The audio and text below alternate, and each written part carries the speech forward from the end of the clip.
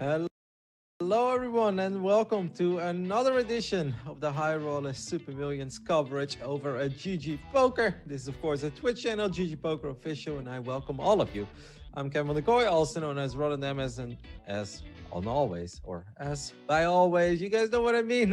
As always, I will be joined by Nana Noko tonight. Anyways, here we go with the 12th edition of the High Roller Super Millions, a 10K buy-in event played on Sunday. Final table gets played on Tuesday. Let's get it on, Nano. Yep. So first thing we want to point out is that vaccine has 5 big blinds.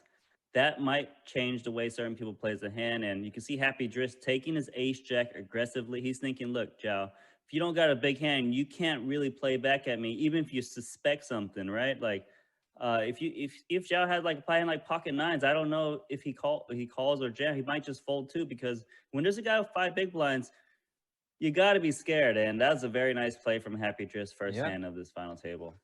I think vaccine 4.5 big blind coming around was real tempting. You almost could have just got it in there, but now it's going to be Watson who might bust out before the vaccine first.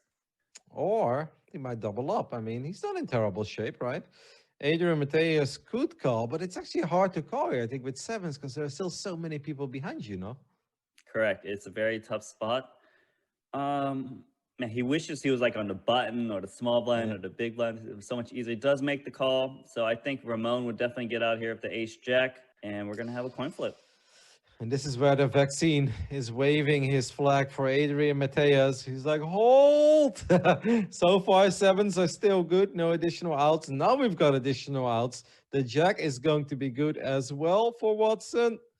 But that's No not going to good. be any of those cards. And the sevens will hold. Adrian Mateus picks up a 2 million chip pot. And our first final table list is gone. Michael Watson will walk away with $45,000. And the vaccine is celebrating his $15,000 pay jump. Well, the vaccine wasn't going to play this tournament unless he satellite in from a 1K, because he only plays if Uh-oh. he satellites in. He's going to go up to Queen 9 too. I don't blame him, because like he's like, well, I got my page up I was looking for. This is kind of Mm-hmm. free rolling now. The big blind's next. I think it's fine, but he's up against pocket Oh, my God. aces. And I think Adrian Mateus is looking at this and he's like, I like where this is going. We've got the shortest text shopping. Then Mustafa makes the call with ace 10 offsuit. And I'm expecting a big bet here out of the aces. I thought it would even be bigger than that, but this is a proper bet as well. Obviously, wants the call, but then on the other end, Mustafa will know that Adrian Mateus is going to be very strong here. That is one hell of a flop Oh, for the vaccine. Oh my oh goodness. my God, that's another good Queen turn. Queen nine or a heart. And we get It's a a heart and the ace of hearts as well to add insult to injury there. Ace is cracked. And what a double up here for vaccine. Don't forget, Mustafa also called pre-flop. So he basically tripled up. That's amazing. And there's a good chance that Vogelsang is going to open again. Vogelsang is very active. We can see the VP percentage as well. Highest of the table, 44. That's, of course, a little bit of the previous tables they've had as well. But I think that's kind of telling the tale for how Vogelsang has been playing. And this is a dream moment for Ape Styles. We've already seen aces get cracked once. I do expect. No, actually, he does make the call, yes. 600K more for 2 million pot. King Jack suited. Are we going to see some diamonds? No, but a queen could get feisty. yeah, We need a just a queen. queen. No queens. So aces will hold. Adrian Mateus is now wondering if he should use the not sure if emoji. He's like, why are your aces holding and not mine? Well, we could get a big one here as well as Ramon, who has been playing quite conservative so far, even folding that ace 10 pre-flop earlier, picks up the nines, and with 16 big blinds or a bit less, he's actually just going to raise. Okay. Yeah, I some people expected would him. just ship it in. Mhm. Well, that's going to get Vogel saying to put it all in, and I don't think he could be folding 2 9s again in this Hey. spot. Even though you don't want to have to call it off with 2 9s, but this is what you do when you raise, Yeah. right? Because you're going to get people to reshove pocket eights and sevens in you in this spot. You can't fold, and he does make the call. All right, let's see if the nines of Ramon can hold or not. The flop is very safe. And the turn is very safe as well. We just need to avoid an ace or a king. And then Ramon will get the double up he's been looking for. He does get the double up. And Crystal Vogelsang is cooling down. He was a raging inferno with 46% VPIP, but he's gonna turn into an ice cube real soon, Nano. All Vogelsang right. can't get enough, man. He's like, I want those chips back. Yeah, he's getting involved here. Ace nine suited. Vaccine folds the pocket fours, wasn't it? I'm Oh, pretty sure yep, Vaccine folded pocket yep. fours, but I don't blame him. Like he's trying to get some pay jumps. So he's just thinking, look, Oh, oh, oh. maybe I get another pay jump if I just fold. But sometimes you feel so sick like that you didn't make the play. And wow, Jao Vieira is checking pocket kings here. He's trying to trap Vogelsang. Well, that may have worked a little bit because Vogelsang does improve on the turn, makes a pair of nines, but obviously he's still trailing to the kings of Vieira. That is a sweet play by Vieira. He bets big on the turn, though. What do you make of that? I like the bet because you know your kings are good when your opponent just checks that flop. It looks like you got a flush draw, right? Like an ace king with one Oh. heart, a king queen. That's a very nice play. I think he's going to go for some more value, and there's a chance Vogelsang looks him up. But we'll see if Vogelsang can do some good hand reading and try to figure out his opponent here. Well, I think if it gets bigger than like 800K, I don't think Vogelsang calls. It's just too much. And Vogelsang obviously needs to cool down a little bit. Came into the final table with 5.1 million chips.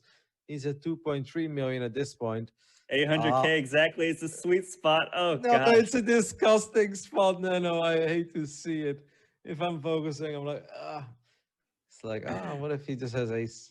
You know when in live, Ace, oh, he does yeah. make that call. You know live poker, okay? You're holding the cards, right? You call, but Yeah. you hold it in a mucking position, and when you see the good hand, you throw it, and you're like, yeah, I knew. And I think that's what Vogel was saying. It's just like, man, I knew I was beat, and still called it off. He's down to 1.5 million. Yeah, that is actually a pretty drastic change. There is the ice cube, by the way, the 48% ice cube.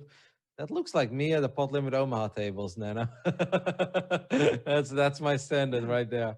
All right, we've got Ace King Ramon opening it up under the gun. And we've got Ape Styles in the big blind making the call with Queen 8, making two pair against top pair of Ramon. Fireworks. Yeah, and it's against Ape Styles, who clearly is much looser, who clearly check raise bluffs in all these spots. So I think Van Fleet could get a good double up here, but you know he's still his opponent can still catch up. There's a lot of cards that could improve his opponent, but Van Fleet's thinking, okay, you're going for a big bet on the flop. What do? He is going to just check call here, probably just check raise all in on the turn. This has made Ramon probably think there's no way I'm beat here. I bet bigger on the flop, so you probably don't have a 7-8 type hand. You might have just fold the flop. I don't see how Ramon just doesn't bet like 800K plus and just get it in. Well, let's see. Ramon, yep, he's going to go all in, and Ape Styles is definitely making the call here. This is no way that you're folding Queen 8. Ape Styles needs to avoid an Ace King or a 7.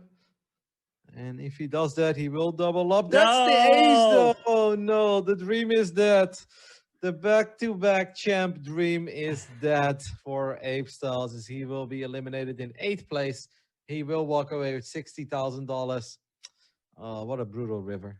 So when you're railing either at the live cash games or one of those tournaments, are you railing as a fan, or are you railing also as a professional, and you're still trying to see how they're playing out certain hands? Yeah, for sure. It's a bit of both, right? Like, when I see the big hands and when you see the showdown, like you always want to read it and try to pick up some that. Oh, this is good news for Vogelsang. Come on, Yeah, you gotta. but I have the feeling. I know it's your guy against my guy, but like you gotta feel for Vogelsang, right? He deserves some of his chips back.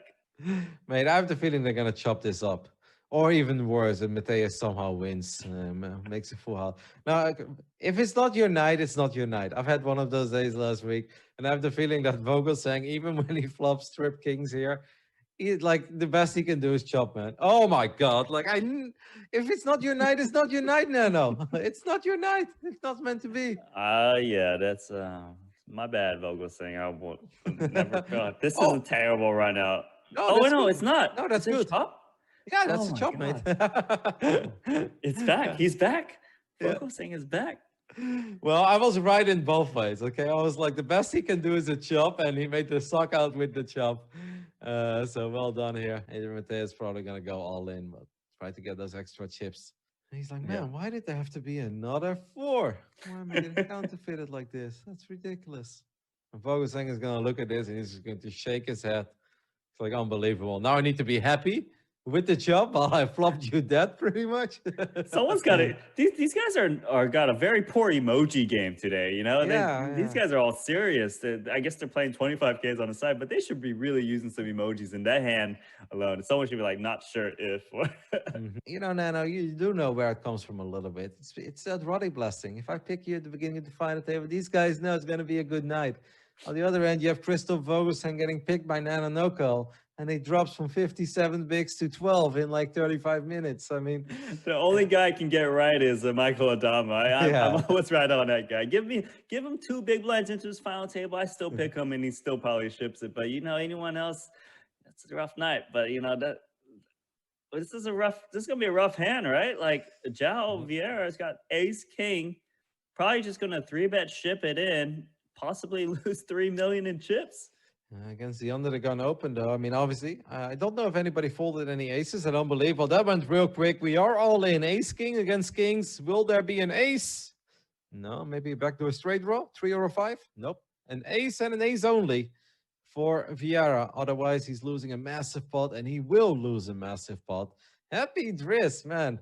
He's been having a great time at this final table so far. Up, and I think this No. might be it for our man, the vaccine. You got an emoji. Yep. My last hand. Yeah, with the cash. That's the perfect one here. But I You know, wonder what's going Mateos to might kick exactly. out Ramon. Yep. If Mateus goes really big here with the ace, then he will just call. Now, what does Ramon decide to do here with his sevens? He might I be like, don't well, think he should shove. I think he should just call as well. You don't want to go all in and risk the stack with all these other guys out there. I feel like he might even fold. He might fold too. You are closing the action position. Your hand plays really well post flop, and because Mateos can't really go bluffing at it with like king high, there's no side pot. So I do like him closing the action here. All right. Well, he make the call, and he's probably going to be quite pleased with that board. He's like, well, seen worse things for pocket sevens. So wonder if Ramon does decide to turn this into a little heads up battle with the vaccine. And that is indeed what he's going for here. Fire 600K into the middle. Mateus will most likely just get out of the way. And Ramon will get the good news that he is incredibly far ahead. Just needs to avoid a 6. And if he does avoid the 6, we are down to 6. And he will. The vaccine does get eliminated. He let it up 2 spots, walks away with $81,000. Hey, not bad for satellite your way into the main event, right? Uh-oh, this could be trouble for Vogelsang. Ace 8 is not great, but with 5 bigs, 6 bigs. And the first one to act is going to practically shove. Mustafa is out. 2 queens. Loving it. Happy Driss has gotten an ace as well. So that is obviously very bad news for Vogelsang. Means he only has 2 outs to work with at first. We never know what the flop brings. Mateus is going to put in the big race. Put Vogelsang all in. And this is it. Nano's pick against Roddy's pick for the week. Does get an 8. So another 8 would give him the lead as well. The 3 obviously doesn't change anything. I think he's done. There's no way he's hitting that card. It just doesn't seem like it. Ace? It could be an ace, Ace? actually. No. A deuce. No, it's Deuce. the 2 pipper got him. And that is going to be it. Crystal Vogelsang came in as the chip leader tonight with 57 big blinds, and he will get eliminated in 6th place. Walks away with $109,000, fired 2 bullets, so still makes over $80,000 for playing this tournament. But that's got to sting, Nano. Coming in as chip leader, going out as 6th. Nobody likes that.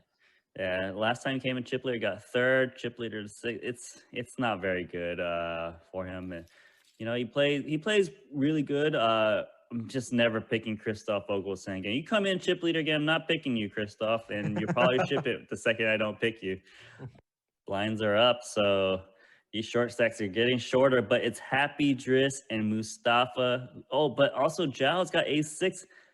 He might be tempted to just shove himself. Yep. Right after the blinds go up, you get a6 on the button, and you're like, well, this would be nice to pick them up. Would be the wrong moment to go for it, Vieira. He's thinking of it, though. He's thinking about it. Oh, man, he's almost all in here. And the fives let it go, and Mustafa's like, "Thank you, thank you." It's like nice race you got there, mate. It would be a shame if I'd go all in, wouldn't it? It's like, I like that he's taking his time. He's like, I've got one hell of a decision here. Do I believe I'm ahead? Like, yeah, I believe I'm ahead. And this is where João Vieira is going to throw up a little bit. And he's like, can you fold? Guess the answer is no. So he will make the call. And he's going to need an ace or 2 sixes. Gets 1 6, but needs another one. Ace or a 6. Or if Vieira is crippled. And that is neither. Could be the middle pips. The middle pips, man. He was close. He got the 3-sider. Whoa. Look at him. He said, did you see that? He's like, that's karma. And then added a little dirty word there. I don't know if we can really say that on the broadcast. Did he type in chat? Did he type in chat? Yeah. Okay, I'm just going to say it, guys. Close your ears if you're under 18. He said, like, it's like, hi, karma, bitch, or something like that. Because he got slow rolled, basically. Yeah. That was a bit of a slow roll because, like, I don't know why he tanked there. He knows his opponent's never folding. Maybe Mustafa was looking for one of the perfect emojis and couldn't find it. Who knows? But I like to see I like to see the drama, right? You want to see poker players attacking other people. I know. A little bit of banter doesn't hurt. All right. Well, João Vieira, his ultra short stack is ahead here. Obviously, he has top pair, has a gut shot as well with his king. He's still ahead at this point. That's actually not a bad pot, like 700K. If you then win one more, you're back to 1.5. You just have another look. Get some chips to take out Mustafa, right? He's like, I'm gonna get this guy karma. Yeah. Well, he needs to avoid a 9. Oh my goodness. Well, João Vieira is done. He's out. He is out in 5th place. Will walk away with $145,000. And Adrian Mateus is going to pick up the last of his stack. Man, that sucks. How did he lose his pot? The king queen. Oh my god. That was just I don't know. Karma shows the king. I don't know what's going on here, but Mustafa is loving it. Everyone's the same stack, but Mateus with 2 times that stack of all the other 3 guys. Interested to see how it approaches. It's probably going to be a little bit of a stalemate. People are going to be grinding a bit, not getting too crazy because, man, if you make some 3-bet and you're wrong, it makes you a clear short stack. I think it's going to be. My God. Oh, it's going to be GG for Vicente Bosca Ramon. Set versus nut straight. Yep. I mean, at this point, it is GG, but obviously we have 2 more streets to go and boards do pair. Wow. And boards do pair. At this point, Ramon is loving life. He's like, he's betting into me when I flop mid-set. Let's go. He's probably thinking, wow, he just calls there too. That's very interesting. What's going on here? I would have probably expected a raise from someone, but I think Mateus right now thinks his opponent has an overpair type hand. And at this point, I don't see how Vicente Bosca Ramon cannot raise. There's too many draws. There are a lot of draws out there. If he does raise, he will get snap called. And he's going to need a 10, a 4, a 6, or the last remaining 5. That is not it. Wow, he just called again. That's very interesting. Mateus. Do you think he can get away from it right now as there are 4 to a straight? He might be able to. But I'm already surprised that they did not get all the chips in. And there's the ship it all in. And Ramon might not get away still, but he might be able to now that the 3 comes off. 4 to a straight. Any 7 beats him, any deuce beats him. I mean, the deuce is a bit unlikely, but the 7 is a pretty damn likely card on that board. Could have put his opponent on maybe a 7-6 or a 7-4, that kind of stuff. Yeah, wow, makes the fold. I can't believe that he did not lose that hand, all of the chips. Very interesting. I don't know how he saved himself. Can you explain it to me, Roddy? Because that was crazy. Well, I think he was setting up the traps, and then the run out was just absolutely horrible. And he's like, well, I don't know what I beat there. I think he had the idea that his opponent had a 7. I don't think he necessarily put him on 7-8, but I do think he really put him on a 7. Could have been an A7 suited, right, or Yeah, stuff along it's those just lines. strange because if you put your opponent on those hands, well, you probably would want to charge them so they don't kind of get there for free.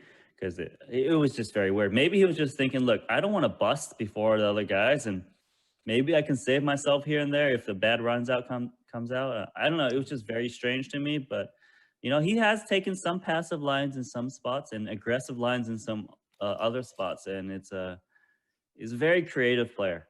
But Mateos has been cruising. He's got 14 million chips, and like again, I can't remember some big like that last time was a big. Oh no! This is a cooler. Yeah. I don't think Ramon can get away from him. Mateos is just he's shipped this tournament already, in my opinion. But he's crushing. He's doing. I feel well. like whenever you say those things, though, somebody makes a suck out. Like I was just watching the highlights of last week, and you're like, "Bye bye, Ape Styles. Ape Styles, that guys, get it over with." I was like, "Well, I'm pretty sure Ape Styles won last week, man." So let's not get ahead of ourselves. But Ramon is in a lot of trouble here. He's going to need all the help. Needs a 10 or maybe some weird straight draw, flush draw. He's going to receive the bad news. Obviously, Mateus with the snap call. That is a very safe flop for the queens. Oh my god! See, god. No, I blame you. Stay away from my picks. You're a jinx. A queen? Wait, what is that? Is that a queen? No, king. It's a king. Oh my god! No, wow, that is you brutal. are a jinx, mate. Like, I swear, you do this all the time. He's been lucky in some spots. He's been holding when he needs to, getting there when he needs to. Now round two. Round 2 is happening. Mateos and Ramon. One of them is going to lose a lot of chips, possibly all of them, or Mateos is going to be so short. Let's go. This is funny as well. At this point, Happy Driss Ramon might just call, right? Ramon might just call. Now that I think the way he plays, there's a chance. If he just calls, I feel like Happy Driss could make a play. Because I'm sure that Happy Driss doesn't think much of this raise of Mateus. Mateus is raising all the time. He's got 52% VPIP. So Happy Driss might just be like, I'm pretty sure my King Queen is good here. But now Ramon makes a play, and Happy Driss is like, wait a minute. That wasn't part of the plan at all. So he will get out of the way. And Mateus is just going to ship it all in, maybe? Well, I'm not sure. But Happy Driss is thinking, can he get... Is Ramon bluffing? Based the way Ramon's been playing, he hasn't been 3-bet bluffing at all. I don't want to see Happy Driss makes that play. But against some guys who are just 3-bet bluffing a lot, this would be a good hand to do a 4-bet with. But I really wouldn't like it against Ramon right now, given how he's been playing. But you can see Happy Driss is really thinking about it. Yeah, I think it was his plan to at least make a move on Mateus. But now he's like, well, this is not it. Let's see what Mateus decides to do here. He is going to go for the all-in. I think Ramon's going to fold. What do you think? That was quick. That was quick as well, right? That was pretty quick. Yeah. Like, that's not something you do with King 10 suited. I don't think he's regrets. Oh, yeah, he is. Yeah. Wow. I mean, Ramon's been passive in some spots. Like, I'm not surprised he folds the ace queen there. It does feel that they're pretty evenly matched over here. Like, nobody... It really does feel that we're looking at 4 guys. They don't want to bust. Like, these are not guys that want to put their tournament life on the line. Obviously, every now and then with the pocket pairs, when it's just the correct play, you need to do it. They'll do it. But other than that, I feel like the guys are staying mostly out of trouble. And Adrian Mateus is running around trying to take them out. But Mateus like wins a pot in there, but he just doesn't have any momentum. This is almost the same spot as the last one where he raised the 10-4. It's the flush draw in position for Ramon. It's a paired board, but Mateus last time did not bet the 10-4. What does he do here with the deuce 9?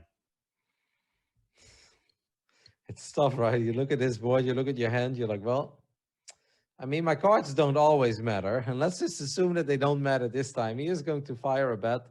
I'm pretty sure that Ramon is going to stick around with his flush draw here. And he will make the flush. And that's bad news for Mateus because he's got the 9 blocker as well. And he might actually be like, well, maybe I can turn my hand into a bluff here. And I can pretend that I'm the one with the flush. This could be bad news for Mateus. Yeah, he might fire one more bet here, picking up the 9 of diamonds. It's a pretty reasonable flush draw to continue betting. You would put a lot of pressure on some ace high type hands, the king four, those types. And he is going to fire one more. I don't blame him. Ramon Yeah. here with the flush. Quite often, this is going to be a great moment to bet, and we're going to praise him. It's like, oh, what a good moment to take a stab at it, right? Oh, no, and he makes the flush on the river. Now, obviously, it's only a 9-high flush, so maybe Mateus shouldn't get in all sorts of trouble, but this is really bad news, because at this point, he's not putting Ramon on a 2-card flush. But I think Ramon might just check this back. He doesn't strike me as a guy who go for value with the 10-high flush, so turned out maybe it was actually a good card for Mateos because he might have felt obligated to bluff again if he didn't hit his flush. And this could be bad news for Mustafa, even though Happy Driss might scare him away. Ace 8, 12 bigs. What do you do, Nano? I think you go for it. But he's not going to like it when 1-8 is dead. He's up against the ace 10.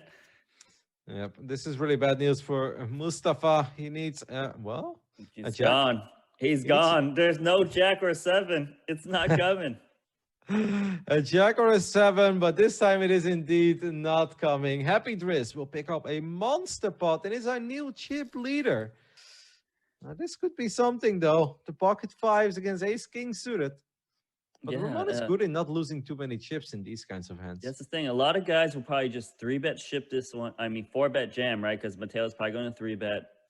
I don't know what Ramon's going to do, but it's definitely a reasonable hand to 4-bet jam into Mateos. But Mateos hasn't 3-bet bluffed at all this final table. He's been playing a lot of post flop, being really solid. So maybe Ramon's thinking, look, I'm not going to ship this in. It's definitely a reasonable hand to do so.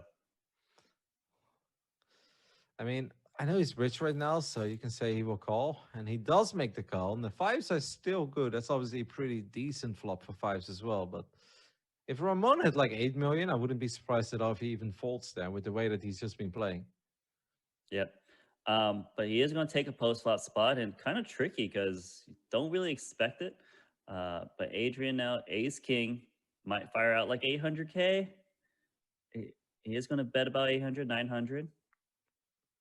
Obviously cannot fold the 2 5s here. Otherwise, you shouldn't have been calling pre-flop. Yeah. This is just the kind of flop where you have to call. And that's the kind of turn card where you're going to have to call as well. And Adrian Mateos is going to need an ace king or a 6 on the river. Otherwise, he is not winning this. I don't think Mateos can bet, though. It's just too often Ramon actually has a jack. Hands like jack 10 suited, one of your favorite hand, right? Ace jack. These hands are going to call 3-bets. And I think Ramon, he could go for a little bet and just check back the river, and that's what he's going to do. He's just trying to protect himself from ace-king type hands, king-queens, but also it kind of like controls the pot. So like say he checks, it kind of looks like he has like a little pair he does, and he might get blown off his hand. So that's why he puts that million out there, and he's going to really love it. He's going to love that river card. The 4 shouldn't really change that much here. And I think that Ramon is probably just going to check this one back, and he will take down another monster pot. 7.3 million chips heading his way. And Adrian Mateus is wondering, where did it all go wrong tonight? Well, maybe when Nanonoko said you had Ramon out of the tournament, maybe that's where it went wrong.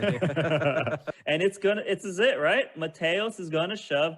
Ramon, it will finally finish off Mateos, and there's no way Mateos wins this hand. Just no way. All right, 3 diamonds, 3 diamonds. No, we're gonna need a queen here, guys. Okay, queen, jack, or a diamond. Can we do it? Is the Nanonoko curse real? That is not it. A 5. Adrian Mateus is eliminated in 3rd place. Will walk away with $264,000, but it's got to sting a little bit. He came in 2nd in chips to the final table, and he was chip leader for, well, 2 hours straight, it felt like. This is it, right? Ace deuce. Immediate all-in by Happy Driz, and he's going to get snap called by the ace-jack suited of Ramon. We are going to need a deuce, or it is all over. We could chop it up with a 5 or an 8 as well. 5, 8, or a deuce, or it's all over. It is all over. Happy Driz will finish in 2nd place. and walk away with $354,000.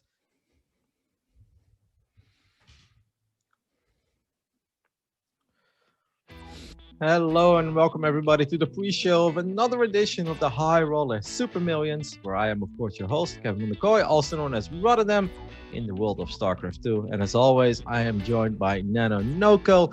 We spent the first 30 minutes kind of just talking about the players that made it to the final table, but this is not just another edition. This is a very special edition. This time, there is an official WSOP bracelet event up for grabs as well, or at least a bracelet. It is a WSOP bracelet event. And we've had a ridiculous amount of signups that we'll talk about soon. But what is up, Nano? How excited are you for tonight? I'm super excited, man. The prize pool is so big. I didn't realize that the first place was going to be 1.4 million plus a WSOPE Europe package. And second place also gets $1 million guarantee. You know, I was thinking, you know, it's going to be bigger. You know, usually we pay 500K for first, right? Maybe we'll get like 800K or 700K, who knows? But it's been a massive field here, like you said.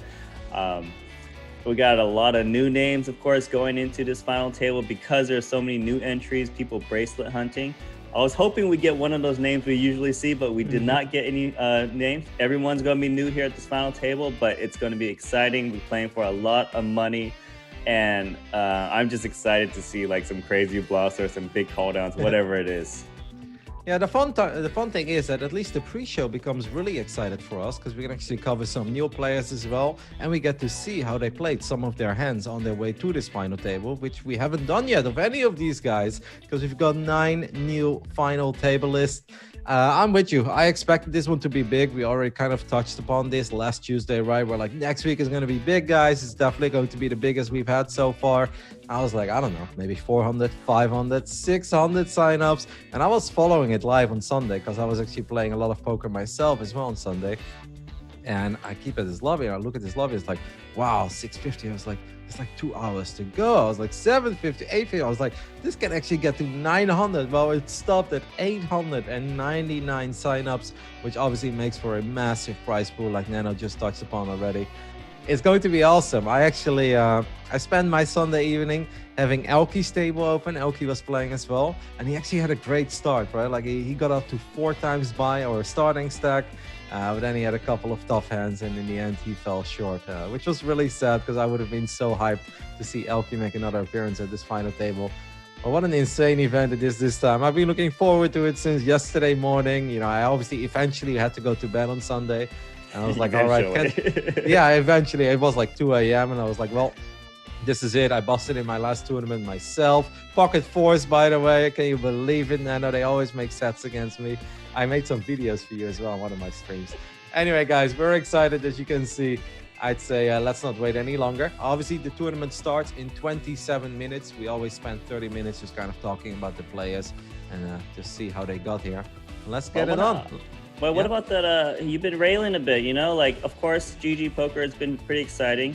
They've been running those nosebleed cash games, 500, 1,000, 2K. It's been True Teller, Limitless, and all those guys battling 4 tables consistently recently. It just seems like the perfect ending to World Series. And in that main event, did you rail the main event? I know you were watching the European and Ben CB try to get deep. They got what, 11th and 12th respectively. Yeah.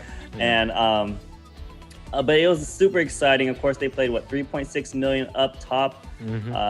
You know, congrats to the winner. I actually played a lot with the person who got second place in live in Asia. She's known as Gao Xing, which is like they call her Happy because that's like the Chinese way to say happy, and part of her name's in the name. So I'm very excited for her. Of course, it's really big for China for someone to do really well. It was just a crazy, of course, final table with lots of big hands that happened there, and it's very cool to see. Yep. One of my friends is actually part of a gaming team that is owned by a very successful poker player, and he made a final table appearance.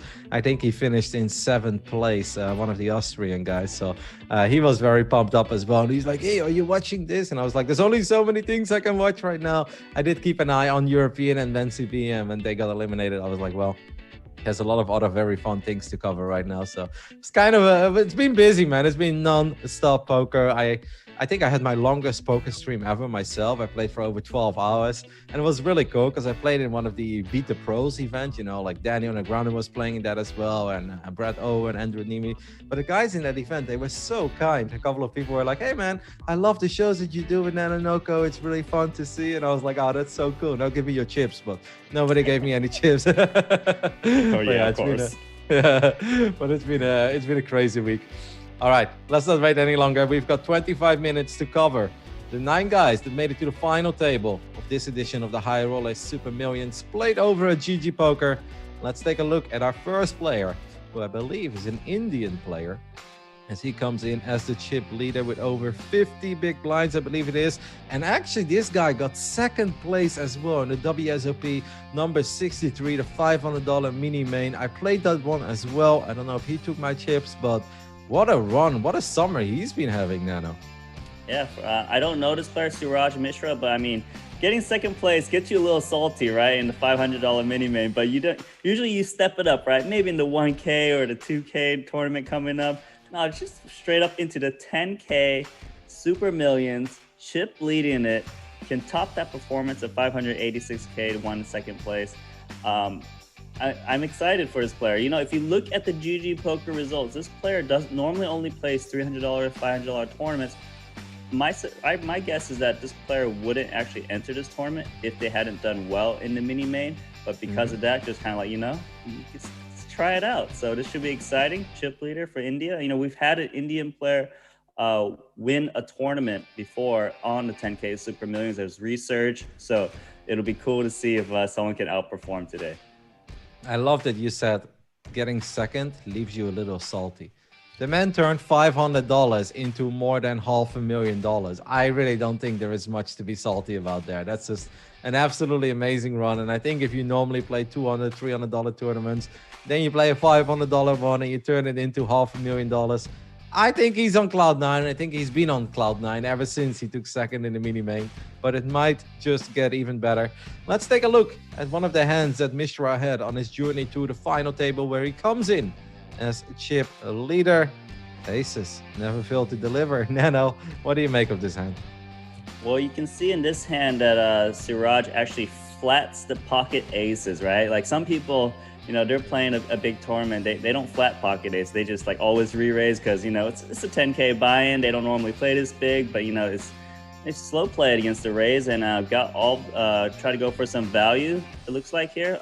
But, you know, it looks like it ended up being doubled up here based on the hand, and that's cool. You know, like some people that it's scary, right? Like when a certain stack flaps you think, oh, they always on these pocket 8s, pocket 9s, you know, ace queen, ace jack, you know, these weaker type hands. But now you gotta be worried that this chip leader is slow playing these pocket aces, and it's probably how it helped propel Suraj to the top.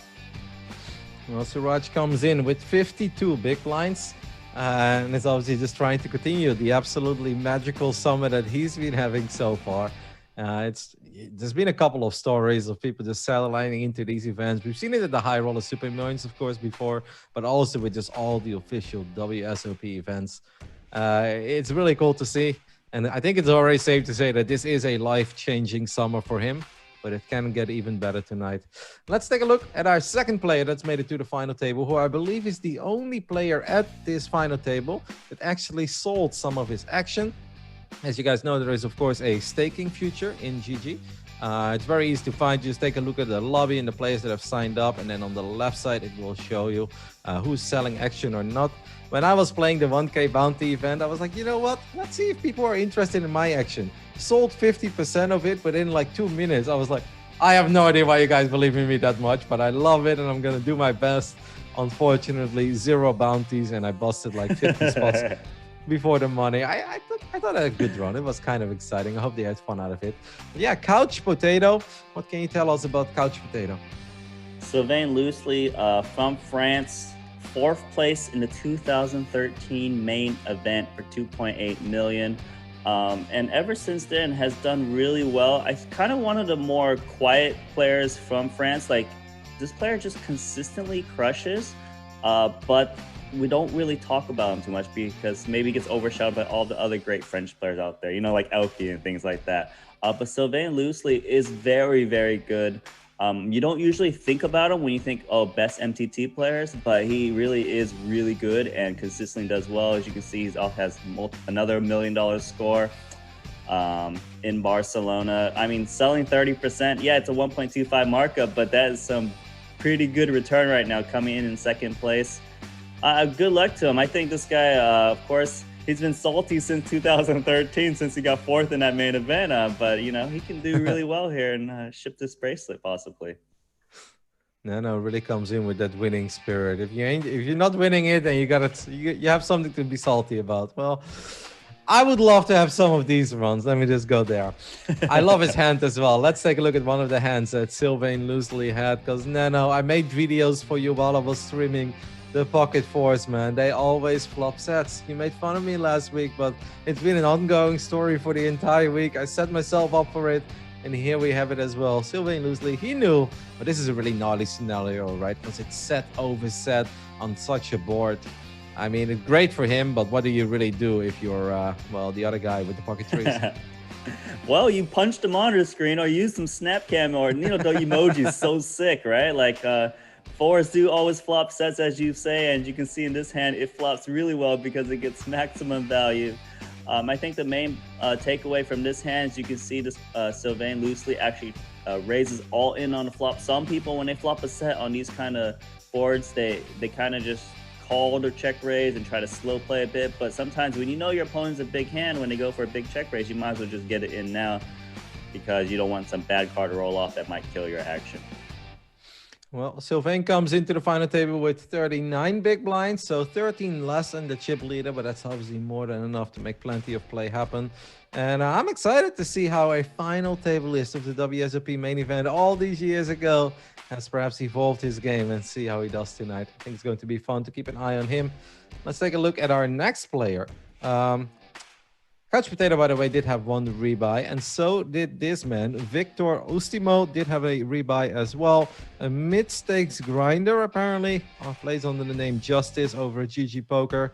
Well, for a mid-stakes grinder, you could say he's perhaps punching above his weight a little bit here in the 10K, but it seems to be a great investment as he's made it to the final table with 35 big blinds.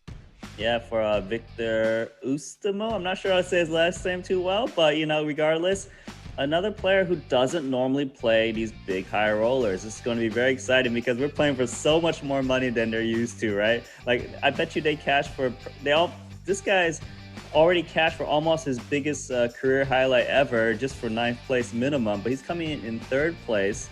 This is going to be exciting because I think, we got two guys who doesn't normally play this in the top 3, right? Normally, if you see these guys come in a lower position, they're probably just going to super ladder up. But here, it's very unpredictable because some guys are like, well, I got more chips to ladder up, or I got more chips to splash around and really finally get one of those $1 million prizes that a lot of people dream of. Good luck to him. It's cool to see these guys that don't always play high stakes get to the top.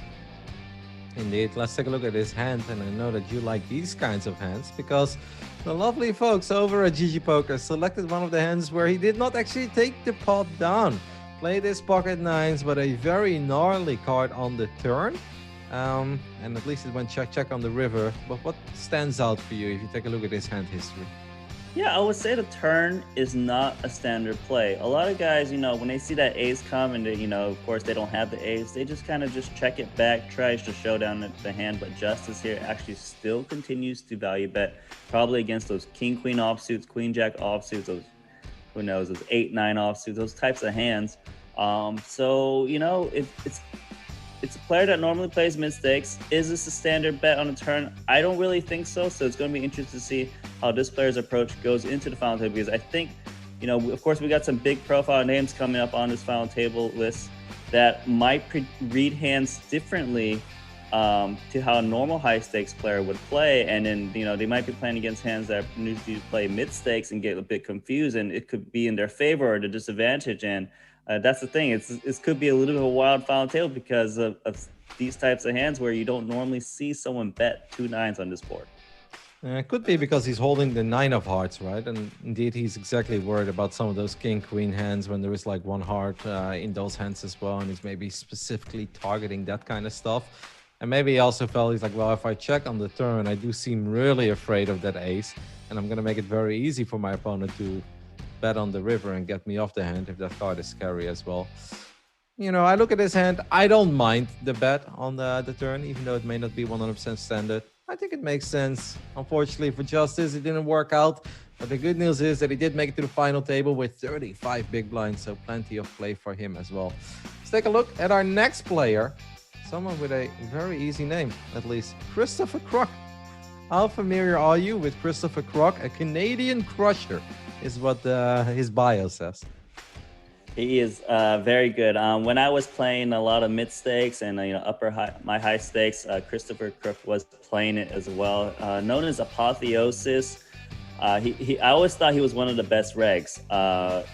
He always gave me a tough time. He was always very aggressive, but of course, showing down the goods when you needed to. He's very talented cash game player. One of those cash game players that also plays tournaments nowadays, because like every cash game player plays tournaments now, just because like. There's a lot of value in there, right? The fields are big, the prizes are big, and they have the best post-flop play in general. Of course, the tournament players, they're very good at post-flop now, but that way back when, it's much different. He has a very good chance of shipping this down. I think he's going to be one of the best coming in. Well, his hand history is wild. And I can't wait to see what you make of this, because I look at this hand now and I'm like, alrighty, that is very adventurous. Wow, by the way, he rebought 4 times. He really wanted to make a final table this time. I was actually going through the lobby to see how many bullets everybody fired. And I saw quite a few people trying it twice. Some of them tried it 3 times. And very few players tried it 4. Some of them didn't even cash with 4 bullets. Good news for Christopher is that his 4th bullet was his lucky charm. And he did make it to the final table. Let's go ahead and take a look at the hand that Christopher had. King 7 offsuit from the cutoff, raise, and he just bet on the flop. Even though, I mean, unless you see something, I don't really see him connecting with a whole lot. And then he just went wild on the turn. Nana, what do you make of this? I mean, these cash game players are aggressive. They're just thinking, look, this is a big final table, right? 1.4 million up top. This is pretty much near the end of the tournament based on the blinds and how many people are sitting at this table.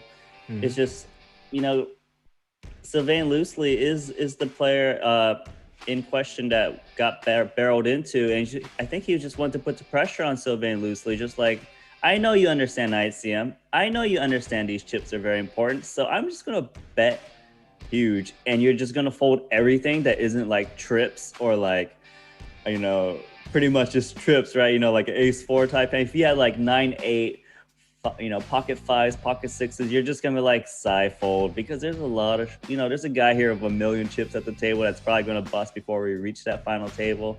This is just power poker, just guaranteeing that fold, and just thinking, maybe I'm not going to bet this big if I got like pocket aces right now, given the situation. But I just think you're not going to continue right now, because we're almost at the end. And it's just very, very ballsy play. But this is going with your read and just putting the pressure on. When I see a hand history like this, I'm like, yeah, I can see him firing 4 bullets in this tournament, because it's very easy to go through the first 3. Obviously, when they work, you feel like a badass. When they don't work and you do get looked up, you're like, well, wrong spot, I guess, wrong moment. Anyway, pretty cool to see, and seems like a very fun player to keep an eye on at our final table tonight. Let's take a look at our 5th player at this final table. The biggest addition we've had so far, the higher roller Super Millions. We've got Connor. Famously lost aces versus aces in the 1 million buy in WSOP Big 141 drop. I'm pretty damn sure that I've seen that YouTube video. I don't know if that's what you really want to be known for, though. No, that sucks, doesn't it? Well, that's the funny thing with Connor Drynan. He did lose pocket aces, 2 pocket aces in the $1 million buy-in. It was against Kerry Katz. Connor actually satellited into that $1 million tournament. I remember it was a 25K at the very last second. He was the one that got into the tournament.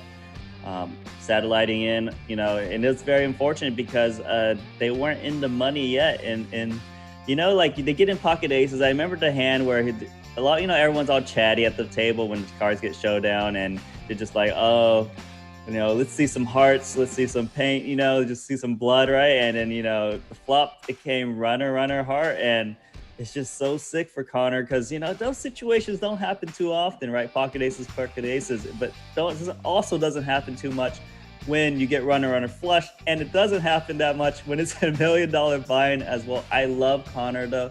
I think he's one of the best in the game. I think it was really funny because he came to Macau one time, I think for the first time, and to play their big tournament there, and I was playing as well. And I think there was like a Poker Stars party, and I think he was talking to Selena, my wife, and was like, and Selena had no idea who this guy. He was a little bit confused, like, you don't know who I am because I'm the guy who lost pocket aces versus pocket ace. Who knows? I don't know if he remembers that because, you know, it's a little chatty out there, but I think he's very good. He plays all the mixed games. He tries to win as many bracelets on those online type tournaments that are out there. He's this guy I'm leaning on picking tonight. Should be fun. I really hope he does well today. All right, well, let's take a look at the hand that he had that they selected for us to talk about a little bit. And I looked at this one and I'm like, it's a bit odd. Obviously, you know, the Jack-9 pre-flop raise suited, you know, it's all good if you want to be a little aggressive. Fires a pretty big bet on the flop, trying to take it down there, doesn't happen. And then the board has a very interesting run, of course, with 2 more clubs. But he fires the smallest of small bets on the river after checking the turn. If I look at his hand, I'm just a bit confused, but what do you make out of it? Yeah, I would say the river bet is very, very small for a bluff. You know, of course, you can see in this hand, Connor, it's always against Sylvain loosely couch potato, right? Like all these guys are just trying to take his chips, but he doesn't always give up, right? Anyways, it's Connor, you know, going for a big raise pre-flop, 3.5x, putting the pressure on, you know, as they approach the final table. That's a continuation bet, you know, everyone bets it when they don't got it. Turns to ace, and then eventually rivers a 4 flush, and he does a minimum bet. It's less than 10% of the pot. The idea here is he's just trying to bluff off, I guess, like a king 10 of diamonds that might have floated the flop. You know, just these high card king highs, maybe like a pocket 5 that's red, something like this. You know, will it work? Who knows? But he figured, you know, it's a very small investment. As long as it works, like 5% of the time or something, it's a profitable bet. It's just like, it's not very standard, but then again, I would take out if there's a 4 flush and Connor's min betting into you, maybe you shouldn't be folding to him without, if anything, maybe not even like king 10 high. But nice pot for couch potato here. Yeah, seems like couch potato is featuring in the majority of our hands tonight. Everybody's trying to steal pots from him, but he didn't let that one go away. Well, I love the story. I feel like I know him a lot better right now. The guy who lost aces versus aces and introduces himself at parties as the guy who lost aces versus aces. I love it, Nano. Let's take a look at our next player, who I believe we are not super familiar with. GGPoker nickname is Alma Hota. Apparently won the WPT in Amsterdam, so maybe he's a fan of my country. But Nana, what can you tell us about Daniar? First player from Kazakhstan to make the final table, representing those countries. Clearly does not play high rollers. Satellite into this event the first time playing, but loves to win World Series of Poker main event satellite tickets. Won 8 of them. This is probably a satellite insane player. That's my guess, and this is a big score for him. I think he's going to try and grind it up, and he's going to be most comfortable actually probably when the stacks get even smaller. Those 10 big blinds, this 5 big, this is when this guy's probably like the big crusher, the big master, right? Clearly plays satellites regularly. Otherwise, I don't know much about him, but this is a big prize pool for him today. Absolutely. Let's take a look at one of the hands that he had that brought him to the final table, and I see something very exciting there. His emoji game is on point. Even in the hand history, it shows us that he's using emotes, and obviously we'd love to see these guys having some fun. I see a not sure if on the right side as well, but I guess we should talk about the hand.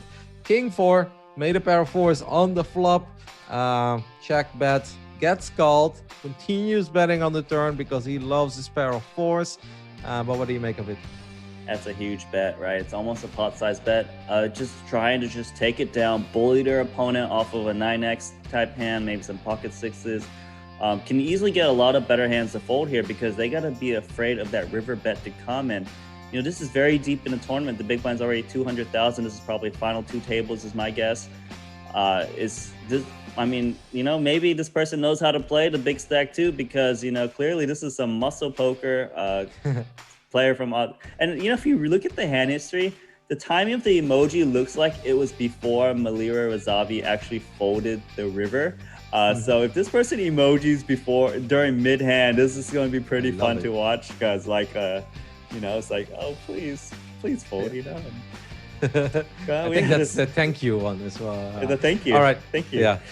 We've got 5 more minutes, so we're going to speed up a little bit as we have 3 more players to cover. Let's take a look at our 7th player at this final table. The biggest one we've had so far. Chris Oliver, better known as I'm the Nuts, in for 2 bullets. Has already played 4 of these Super Millions, but we haven't seen him at a final table yet. But hey, Nana, if you were going to final table one of these, this better be the one. Yeah, this is the one. Chris Oliver, I'm the Nuts, really good player. I remember he was like the best player on Pocket Fives for a way back when, and, you know, he's been doing really well. Still playing, of course. 2nd place in the 2011 PCA for 1.8 million. But, you know, doesn't have any other big live scores other than that one. He's a very good online player. I think, of course, he's coming in only 24 big blinds. Very good player. You know, I haven't heard this name in a long time, so it's really cool to see. It's kind of a bit of nostalgia. All right, let's take a look at his hand real quick, as we have 2 more players to cover. We've been spending a little too much time talking about all the other guys that are coming in with a lot of big blinds. But this one also didn't go his way. King, Queen suited on a board without really any clubs, only one on the turn. And I feel like he tried to steal it on the river. Yeah. But gets called by the ace-8.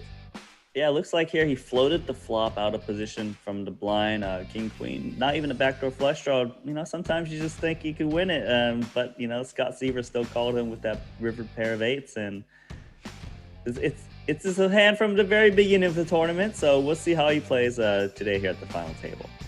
I think it's hard to bluff Scott Seaver, isn't it? I believe that's a tough guy to bluff. All right, let's take a look at our second last player. Unfortunately, this one didn't go Chris's way, but he still made it to the final table. Second to last, we've got Kenneth Shmaron coming in. Apparently a winner of the EPT Prague, a very prestigious tournament event, or a tournament in Prague that's been going on for a long time. Plays under the nickname Rebuy Guy. He's in for 2 bullets, so he lived up to the nickname a little bit. It's already his 6th Super Millions appearance as well, but has never final tabled. Apparently hasn't even cashed in any of the previous 5 editions. That's kind of wild. But hey, once again, if you're going to cash in one, this better be the one. Yeah, Rebuy Guy. I believe he's a cash game player. He's very solid from what I remember, but also transitioned into the tournament. There's a lot of value. But, you know, he's only got 10 big blinds, so he's going to need a little bit of luck right now. Well, let's take a look at one of the hands that our Rebuy Guy had that made him stay in the tournament and not force him to fire another bullet. As this was, seems like a bit earlier in the tournament, had a King-9. This one also did not go his way. Called his opponent, did not believe his opponent was holding a queen. His opponent was holding a queen. Nana, what do you make of it? Well, some people, they don't really try to call down people when it's a very obvious straight, but of course, Rebuy Guy does make the call, is incorrect. But, you know, sometimes you go if you're reading, they're wrong, and that's just part of the game. You're going to win some hands, you're going to lose some hands. Hopefully he can win the next one. That's going to be an all-in pretty soon. All right. And last but not least, we have the shortest stack coming into the final table. I have to sneeze. I apologize, guys. These things happen. Hay fever season, it's real. All right, let's take a look at our final player at tonight's final table. Arsene Malinov plays under the nickname Blind Pew, comes in with a little short of 9 big blinds, currently in 9th position, of course. Did win a WSOP side event, an $800 buy-in for $87,000. So he too has been having an absolutely fantastic time this summer. Safe to say that he normally doesn't play events this big, Nano? I agree with that. For a second, I was like, this guy won $87 million in a tournament, but then it's actually a decimal, 0.5 cents extra onto that. Yeah, this is another player that's going to be a big game for him today. That would be an amazing field if you could turn $800 into 87 million. I don't know how we would ever do that, but we're gonna need millions of signups then. Let's take a look at one of the hands that Arsene had on his way to this final table. Queen Jack. Ooh, managed to take it down with a big bet on the river. We love to see this. Yeah, it's a big bluff all in at the Queen Jack in a big tournament for him, a really big one. This is a big bluff and got it done. This kind of stuff is actually so, I feel like so intimidating and scary to pull off. Like when I was playing the Knockout or Beat the Pros event this weekend, that's obviously a little bigger than I normally play as well. $1,000, $1,100 buy-in event. There were some moments where I look at the board and I'm like, this is such a good moment to go for it. But I'm like, you know, if I get called here and it's all over, everybody at the stream is gonna make fun of me. I'll disappoint the guys that bought a piece of me as well. And I was like, nah, let's just play it a little slower. So it's really cool to see guys that don't normally play 10K buy-ins still finding the courage to just go for all the glory and push it through on the river. All right. Perfect timing, I'd say, Nano. It took us 31 minutes, but we're through the 9 players. Let's take a look at how our final table is shaping up tonight. You guys can see the payouts on the left side. The top 2 will win over $1 million. Obviously, the stacks are a little bit bigger than we're used to as well, but the blinds are a bit bigger already as well than what we're used to when we start covering these final tables. So it's going to be wild, I think, tonight. I mean, some people are going to grind, some people are going to try to ladder, but I also think it's going to get pretty wild. Yeah, so if you guys aren't aware, right now they're doing the seat switching. If you're the shortest stack at the final table, you got to switch seats with someone first if you want to. Eventually, the chip leader will get to pick last, take position probably on the other big chip stacks out there. So, you know, some of these guys, maybe they haven't ever made a final table, aren't really used to this, but that's what's happening here. Some guys are just expiring. They're just like, whatever, I'm a short stack. It doesn't really matter where I sit. Because it really just depends how the big stacks sit around, but they get to choose last. Mm-hmm. All right. You know what time it is? It's picking time, Nano. It is picking time. I have no idea this week. I'm going to be honest with you. Like normally, let me get my. I want to pick someone before you pick them. I'm picking Connor Drynan. That's my guy. Pocket aces, pocket aces. This guy deserves some good run now. Okay. Last time I went with one of the Russians. He delivered in a big way. Arthur absolutely crushed it back then and looked so damn good. And overall, I'm starting to become a bit of a fan of the Russian poker scene. Whenever I watch Truth Teller battle it out as well, those high stakes, I'm like, I feel like we should all try to be a little more like Truth Teller. That would make us all much better poker players. So I'm actually going to go with Viktor Ustimov. I obviously don't know that much about him, but he had success within my country. He won the WPT in Amsterdam. Comes in with 12 million chips. You know, that's a decent amount. And I believe in the Russians, man. I've got a good feeling about Viktor. That's my pick. There we go. Well, we do have a lot of big names, a lot of strong players here. I think Christopher Crook, Sylvain Loosely, Chris Oliver, and, you know, Connor, these guys are the guys that probably have the best skills, I would guess, based on resume alone. They're very good. Basically, Christopher Crook is the main cash game player at this final table, so I think he's going to be able to put a lot of pressure on his opponents. Cards are finally up. Sylvain Loosely, only guy who final table WSOP main event before. Here we go. Let's get it on. I'm very excited. I think this is going to be a lot of fun. Obviously, all of these guys already won over $100,000, but some of them are in for 4 bullets. A lot of these guys in for 2 bullets, some of them on their first live. And yeah, hopefully they're all pumped up as well, right? Obviously, they had a day and a half to recover. I think they played until deep into the night, at least for the Europeans, on Sunday into the Monday morning. They've had plenty of time to get their thoughts straight. And let's see who's here to take it all down. We're going to start off with a raise, 10-9 suited from the button. I think that's a pretty standard play, but I'm expecting Kenneth to at least tag along for the right here. Yeah, I'll say the standard hit is just calling. I think they're going to get all in. It's going to be a bet and a shove. This could be someone out already or a quick double up for Kenneth Shmaron, who came in 8th place.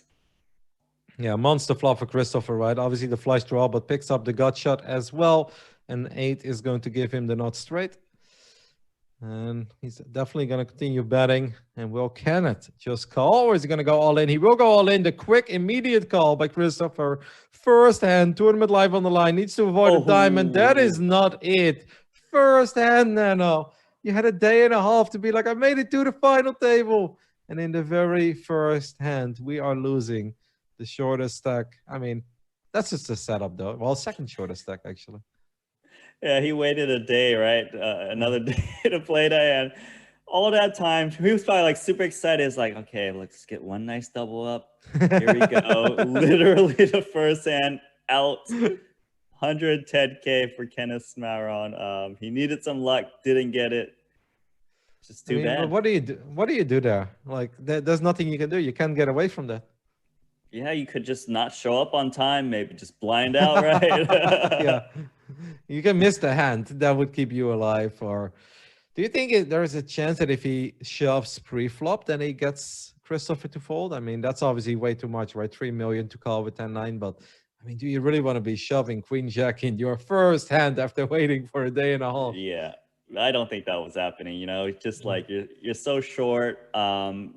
You're probably going to get called when you shove. You might as well just take a flop, maybe can get away from the hand, things like that. Well, good news for everybody else at this final table. That means that we now had a pay jump of $42,000 already. And we are down to 8.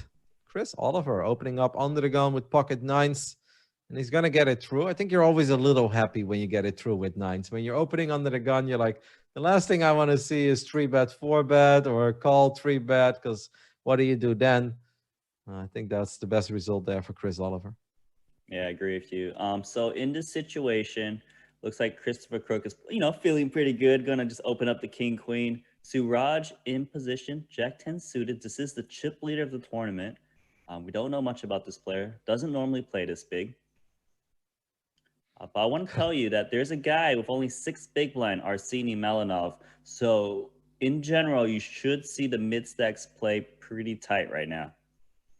But Christopher Crook obviously not coming here to ladder up.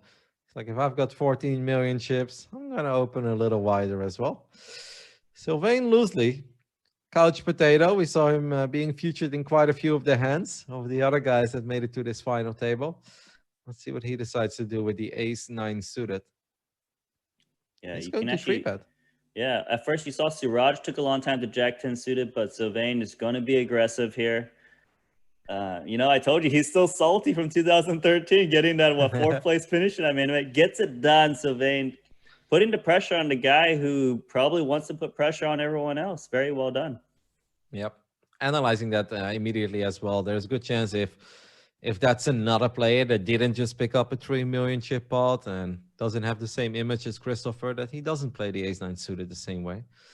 And in this situation, it made sense. Our chip leader opening up 9-8 suited. So he came out to battle as well. Flop stop 2 pair. Meanwhile, Daniar does have a gut shot, but obviously the bottom end of it.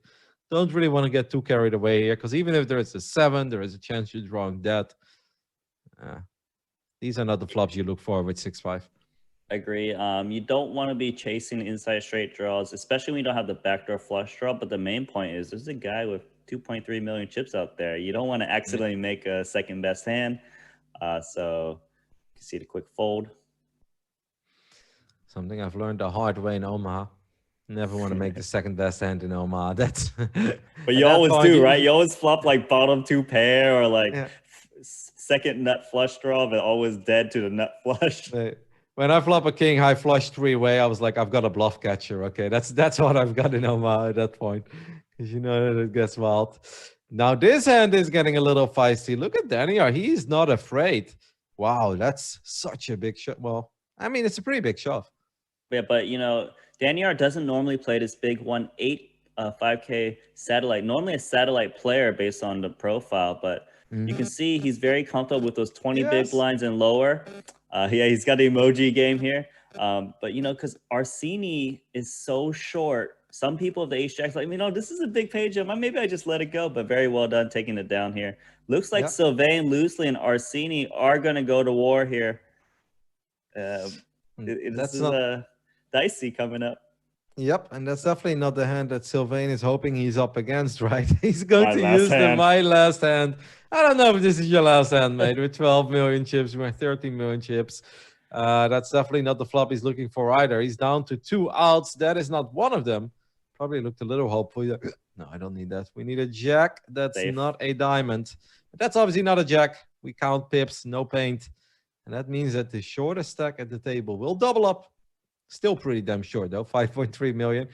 The shortest stack of the table will double up, and he's still the shortest stack at the table. But I mean, at least he's got some chips to work with. Right? Imagine he didn't pick up the hand. The big blind comes, he gets 7 deuce offsuit, you know, yeah. then he's down to like 3 big blinds. So it's a good situation. Chris Oliver's been getting a lot of medium strength hands. He's going to open up the pocket sevens, try and take it down. But, you know, some guys, when they're like these short 20 big blinds, they're really a bit afraid, but it doesn't seem like Chris Oliver is at all. Ace 8, pocket sevens. Let's see if Chris Oliver is going to continue betting here. Obviously, I feel like it's always a bit scary betting into the chip leaders, even though they can't always have it, right? It's not like they always have it. But you're always like, oh, you know, if I fire 700K here, they can call me down with anything. And I really don't want to get called. For me, this means quite a bit. To them, it doesn't mean anything. It will go check, check on flop and turn. Let's see if our chip leader decides to take a stab at it. Well, I would think the ace 8 is pretty good showdown value, so that's why Siraj is going to continue to check. Chris Oliver should be pretty happy. He got 5 run out, showdown to pocket sevens with no resistance at all. And that's the thing. Like, say you bet this flop and you get called. Usually you think you're behind, but sometimes your opponent check calls with like Jack 10, Queen 10, those inside straight draws. Of course, they're going to bluff the river, then you have to fold the best hand, 2 sevens. So it doesn't, just because you got a pair doesn't mean you have to always bet the flop. I gotta say that my pick is very quiet so far. He's not really getting much yet. Christopher is going to open up the ace-5 offsuit from the button. Let's see what Sylvain loosely decides to do with the suited queen-jack. He's just going to make the call. And that's not really the flop you hope for when you've got queen-jack of diamonds. Yeah, it's... but I just want to remind you, your pick is a mid-stakes grinder, you know? So this is big stakes for him right now, right? I think he's just going to play super solid and just like... But I remember, I think his hand history was a little wild. Regardless, it seems that it's going to be Christopher Crook and Sylvain loosely battling a lot. They're kind of close to each other on the table. They both got a lot of chips, so they're going to be battling like these buttons versus big blinds. One of those guys is, they're going to combine that stack into a 24 million chip stack one day later. And that's the vibe I'm getting right now. They seem to be the two driving the action. Victor was the one who was betting the pocket nines on the all hard flop on his own board with the ace on the turn. Right. All right, our chip leader is going to pick up an easy pot here with ace 10 suited. Obviously an easy raise from the button.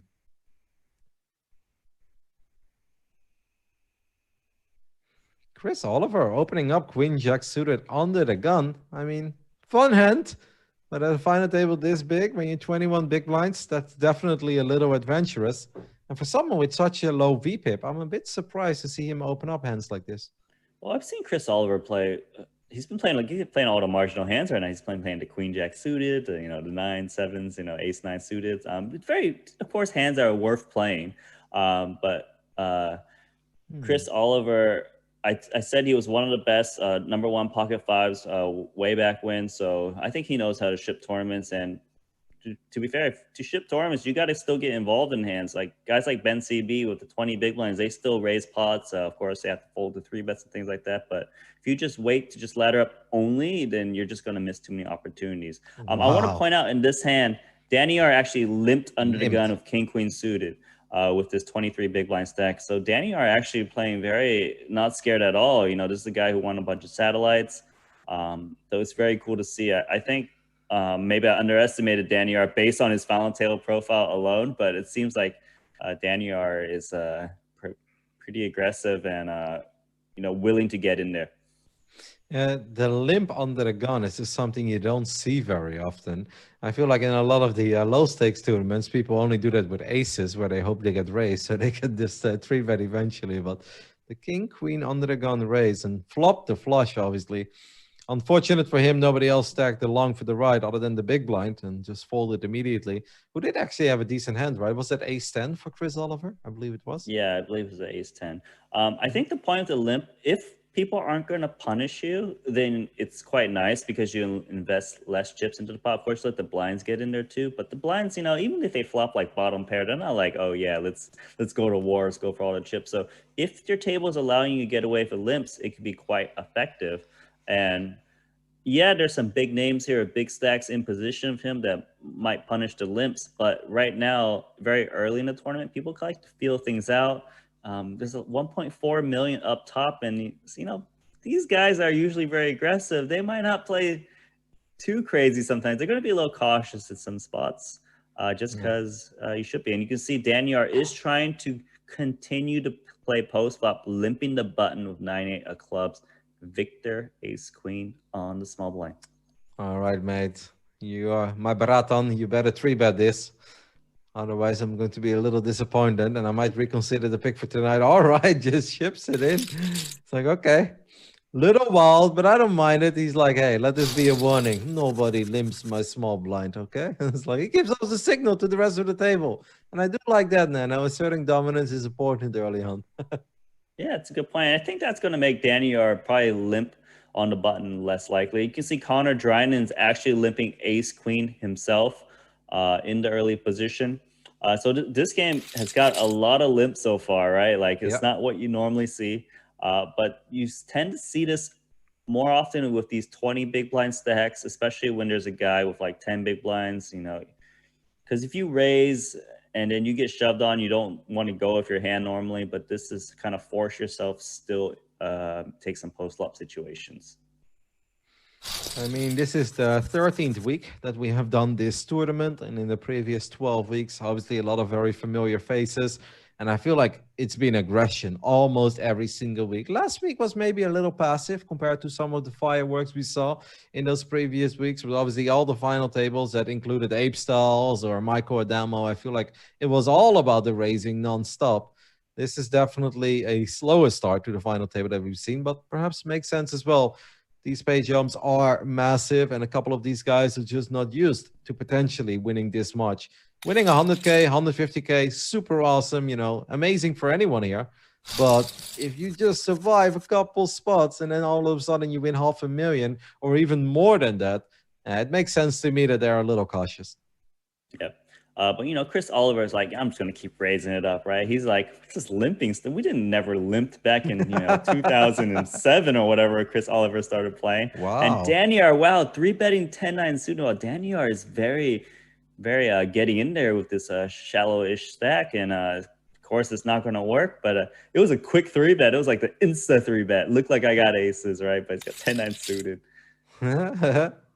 Yeah, Daniel is definitely the most exciting player so far when it comes to, all right, interesting plays and makes you think about it a little bit, makes you want to dissect them.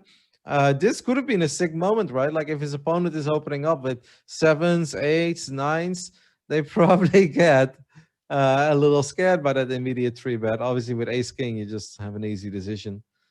I still like the play, even if it didn't work out. I like to see it. Love the emoji game as well. Gives us a so confusing. We are into the next hand already, and Christopher Crook is opening up with the 9s. What is our shortest stack at the table going to do with ace 10? He's going to fold ace 10 in the small blind while sitting on 11 bigs. Yeah, very big fold there, of course, into Christopher Crook, who I think is going to open the most out of all these guys. Regardless, gets Connor Drynen to defend the big blind. Christopher Crook does have the best hand. Yeah, I think it's. I think Arsene is trying to ladder up here, and I don't fault him, right? But there's not too many guys that are very short as well. So definitely an opportunity that it's tough, right? I don't think he would ever fold ace jack, but ace 10 offsuit, it's probably like that borderline custom hand. Well, looking at that flop, he's obviously going to be sad. He's like, I probably would have had the best hand here, right? He like, does, right? Yeah. You already know you do. It's like, that's the one flop you don't want to see. If the flop comes like king 10, and you're like, okay, Maybe I'm saving myself here. Queen 10, you're like, okay. The ace on the river to seal Oh it, right? my Like, it's trying like Arsene's thinking. Whenever you make these big folds pre-flop, you're just thinking, man, let it just be some ugly board, like Yeah. 7-6-5 or something. And Yeah. yeah, it sucks for him. 8-8-4, you're like, all right, I don't really need to mess around here, but not this. Anything other than a 10-5-4 rainbow. He's going to see the two hands and he's going to be a little sad, realizing that he missed the potential for a double up here because the nines probably wouldn't have folded. But it's all good. You got to move on. I think you're on the money when you say he's just trying to ladder up. This is not a hand where he's going to try to make any plays. Sylvain loosely, though, he might open it up here with ace-9. Yep. Ace-9's a pretty easy open. I want to go back to Daniar, and I really hope Daniar doesn't bust anytime soon because I'm interested to see how Daniar plays. Clearly, is very creative. Looks like some of the guys in chat saying this guy usually plays a lot like 5Ks and 10Ks live. So, yeah, like I said, I didn't know much about the guy. He did win 8 5K main event satellite tickets, but doesn't have much results in the final table profile. So I assumed he was a satellite player. Probably is a satellite player, but also, dabbles in these high stakes tournaments. Let's take a look. What is that again? At least what we took a look at. No, man. Can take a look at that. I'm loving the play so far. We'll keep an eye on it. We'll see. Our chip leader is going to open it up this round with the king-queen suited. Let's see. We've got a couple big hands here. Got ace-jack for Sylvain loosely, but then we've got the ace-queen for Connor as well. Yeah, Sylvain loosely deciding should he possibly 3-bet this hand against Siraj. Siraj hasn't been crazy as a chip leader, just picking solid hands and going with it. This is usually a hand you would consider 3-betting. Sylvain's like, you know what, let me just get away from this. But Connor, 18 big blinds, ace-queen offsuit. Definitely a good hand to reshove with. Is trying to think, should he potentially just flat call? Is going to re-raise all in. Put that pressure in. Should get the king-queen off. Yeah. This would be a wild call. Like 7 million chips. I think that's just a little too much. I think if you're Siraj there, you're hoping, you're like, is he doing this with like 8s, 9s, 10s? Like against those hands, maybe I don't hate my hand that much, but there's obviously a lot of worse scenarios out there. The ace-king and ace-queen scenario are just hands you really don't want to go up against. Good fold there by Siraj. Don't mind the open. Don't mind the fold. Love the fold, actually. Victor is going to let it go. Doesn't want to get in any trouble with his 8-6 offsuit in the small blind. I think you're right about my man Victor. He is cautious. But you know what? He's here to the ladder. He's here to the ladder right now based on the vibes, right? Because we've seen people not fold the 8-6 offsuit with these similar type stacks. But he's like, Christopher Crook is the big blind. I'm the small. He looks like he's just going to raise me. Let me just save that little small blind there. But I think he's going to play a little bit tight is my read for Victor. Almost all the aces are out, but this is obviously 3 fun hands here. Small blind, big blind, and the under the gun open of Sylvain loose. The ace-king opening up. Christopher Crock with the ace-jack in the small blind will make the correct fold. Very well done there. Siraj, though, he's definitely going to tag along for the right. And obviously the weakest hand would have been the strongest hand on the flop. But these are things you can't possibly know pre-flop. Yep. I like the ace-jack fold, 2 big stacks remaining. Like, yeah, you could make a 3-bet, but like it just seemed undergun open. I think it's just so much safer to fold there and let these 10 big blind guys bust out first potentially. It's gonna go check. Siraj picks up a straight draw. Yeah, but Sylvain loosely picks up a flush draw, and obviously picks up a straight draw as well. At least they're both picking up a lot, but I think that turn card was better for Sylvain than it is for Siraj. The 8 doesn't change anything. Yeah. I think Siraj, if Siraj wanted to, should potentially bet this river card. It does seem like if Sylvain had a pair, probably would have bet by now. You can represent a 9 really early. Sylvain can't represent a 9 too well from under the gun because he's probably not opening like 9-7 suited and things like this. So I would have liked to see Siraj consider betting there. I think it's very easy to represent a straight. But then again, you're like ace-queen high. Maybe I can win it sometimes, but usually you don't. I think you're spot on there. Obviously, when it's big blind, and especially big blind, that's the chip leader, right? Like that's obviously not a big call for Siraj. He can tag along with a lot of different hands. Could have definitely represented the 9 there. Wouldn't have been the worst spot. Decides not to do it. Doesn't want to get in any trouble. Doesn't want to just give away his chips. Chris Oliver opening up at ace queen this round, and I think he's just gonna get it through. King 4. That'd be a very wild defense. I mean, we've seen some players defend, these big, really crappy hands, right, with big stacks. But I've seen Sylvain loosely being a little bit cautious from the big blind. I think he chooses his spots more when he's in position or he's the first raiser. So, different approach. Arsene, ace queen. Whenever he's short, he gets a little bit, he get a hand to pick up some chips, right? He might get double up or potentially here, right? I think Sylvain's going to shove. So they often do shove these spots from the small blind just because they want to take it down. My last hand. He does make the shove, the snap call by Arsene, but obviously he still needs to avoid a 9-7. Oh no, nobody deserves that. You get ace queen. Drawing that on the turn. That's it, Nano. We are down to 7.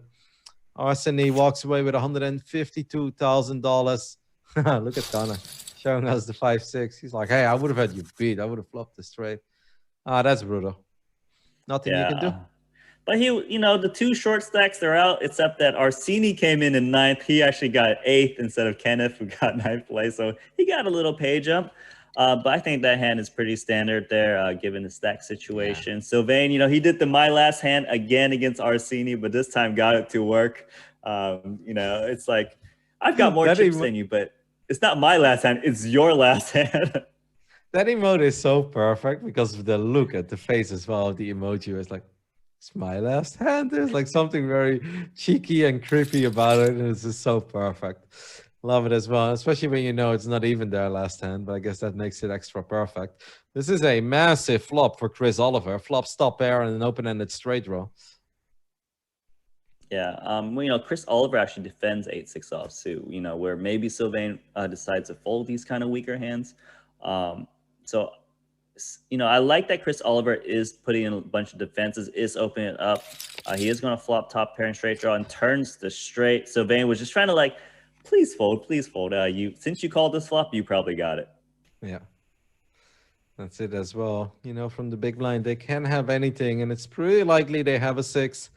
Well, Chris Oliver even had more than just a 6. He had top pair as well on that board. And I like the check back there by Sylvain. These are just not the boards you really want to get in trouble with, and there's no point in going too crazy. You think Chris Oliver is going to check again here? He's going to try to seem like he maybe just called with a 5, I think most people check here because a 10 could, straight is obvious. You could let your opponent try to bluff at the 10. I think the check is standard because otherwise they have to hope you're turning like ace-5 into a bluff and hero call. People don't really hero call in these spots, right? When the big blind check calls. So they might take a stab though. There's a lot of hands he could get to fold. The king 7s, the ace 7s, all these 1-pair type of hands, but does check and save some chips. I think Chris Oliver is actually quite happy to see the check there because I wasn't even really paying attention, but that's a rough run out, right? The 9 jack, because all of a sudden the 10 makes the highest straight. You're like, well, it is possible. They have a 10 here. Connor Drinan is going to absolutely love this. Our chip leader is opening up in a relatively early position with king 7 suited. But waking up with kings here on the button is nice. Yeah, I'm curious to see how he plays his hand. Is going to just 3-bet jam it because he's thinking, look, if I make it small, it's just so suspicious. I only got 21 big blinds. Didn't really want a flat call as well. So, you're thinking, why don't you just re-raise small, right? Try to do some action. But these guys are not dumb, right? They just know it's so obvious when you got a big hand. Anyways, just a lot of good hands here. Should be interesting because these guys got a lot of chips to play for. Yep, Chris Oliver with pocket jacks on the button. And then we also still have Victor, who I believe hasn't played a single hand yet. He might put in that 1 extra big blind with the king-queen offsuit. Obviously, no need to have a 3-bet here. That'd just be too wild. But I think definitely calling is not bad. And see what the board brings. Playing a big pot. That is a action flop. Only 1 overcard for the jack. Stop pair for Victor and the nut flush draw for Christopher. He might have to play a big pot now, right? After putting that one big blind. But actually, Christopher Crook checks. This is going to slow things down as he gets checks around. Now, Victor, You King, gotta bet Queen, this. You gotta he's got to bet, right? Like, he only loses to, like, I mean, not only, but he loses to Jack 10 sometimes, but, 8, 9, 2 9s. But, like, you just got to protect your hand. Too often, someone's got Ace 10, Ace Jack. Like, he's just going to keep checking. I think he's just thinking, look, if I bet and get raised, I know I'm going to fold. Let me just try to show this down. I don't really like it personally. It just seems like if someone had a queen, they would have bet already. Who knows? But I think Chris might come along here with the 2 jacks. Yeah. He's got the gut shot as well, right?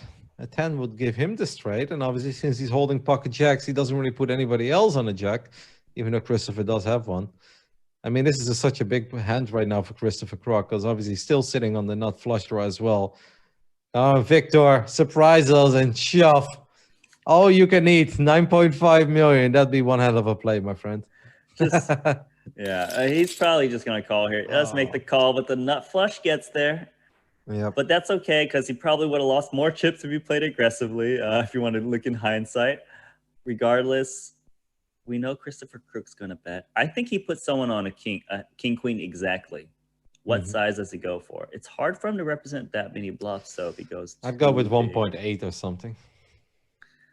Thanks. I feel a little bit more. Maybe like a 2-point-something million would be reasonable. I mean, I don't know what he thinks of his opponents, but he should think they're pretty marginal here. If they had a 2-pair plus, they would have put in a lot more chips at some point. He might actually go very big. Oh yeah. Wow. when he was thinking for a while, I was like, he's gonna go very big, but that's a bit too ambitious. Yeah, I like what Christopher Crook is thinking. Like, man, I don't represent too many bluffs. I mean, I represent like a bluff because like I probably would have bet a flush draw on a flop. But the thing is, against Victor, who's clearly just snap folded king queen, is like, yeah, I don't know what you got. Maybe you're bluffing, but there's no way I'm risking all my chip stack right now for all in play. And Chris Oliver, it's like very hard for Chris Oliver to have a big hand, especially it's hard for Chris Oliver to make a call there with one guy still to act behind him, right? Like, I'm not in love with the play Christopher Crook took there with the ace jack suit. I think he missed some value. Maybe just really hoping somebody was sitting on the straight or was sitting on an actual monster, a big 2-pair hand. And then all of a sudden he gives them a very difficult decision. But yeah, that was a bit too much. Well, he does still pick up a big pot. Let's not make any mistakes there, right? There was 6 million chips, I believe, in the middle. So he is our dominant chip leader now at this point. Our first player to be above 20 million chips. Normally, that's enough to win the entire tournament, but this time we had a few more entries. So the stacks are going to get a little bigger than what we're used to here on the Tuesday evening. Well, Victor's like, I'm going to go open it up, and he's going to get out-flopped.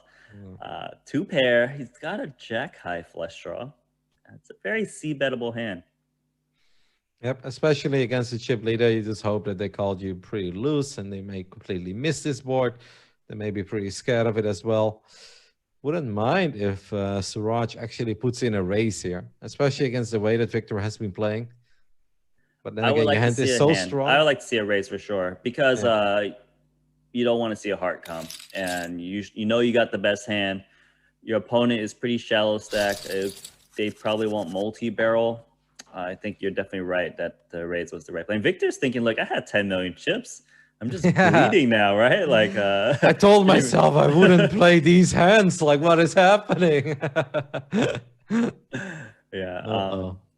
I don't know if Victor is going to ship this tournament today based on what's been happening. I highly doubt it as well. But then again, if Lucas Greenwood can win it from 4.5 big blinds, anything is possible, Nano.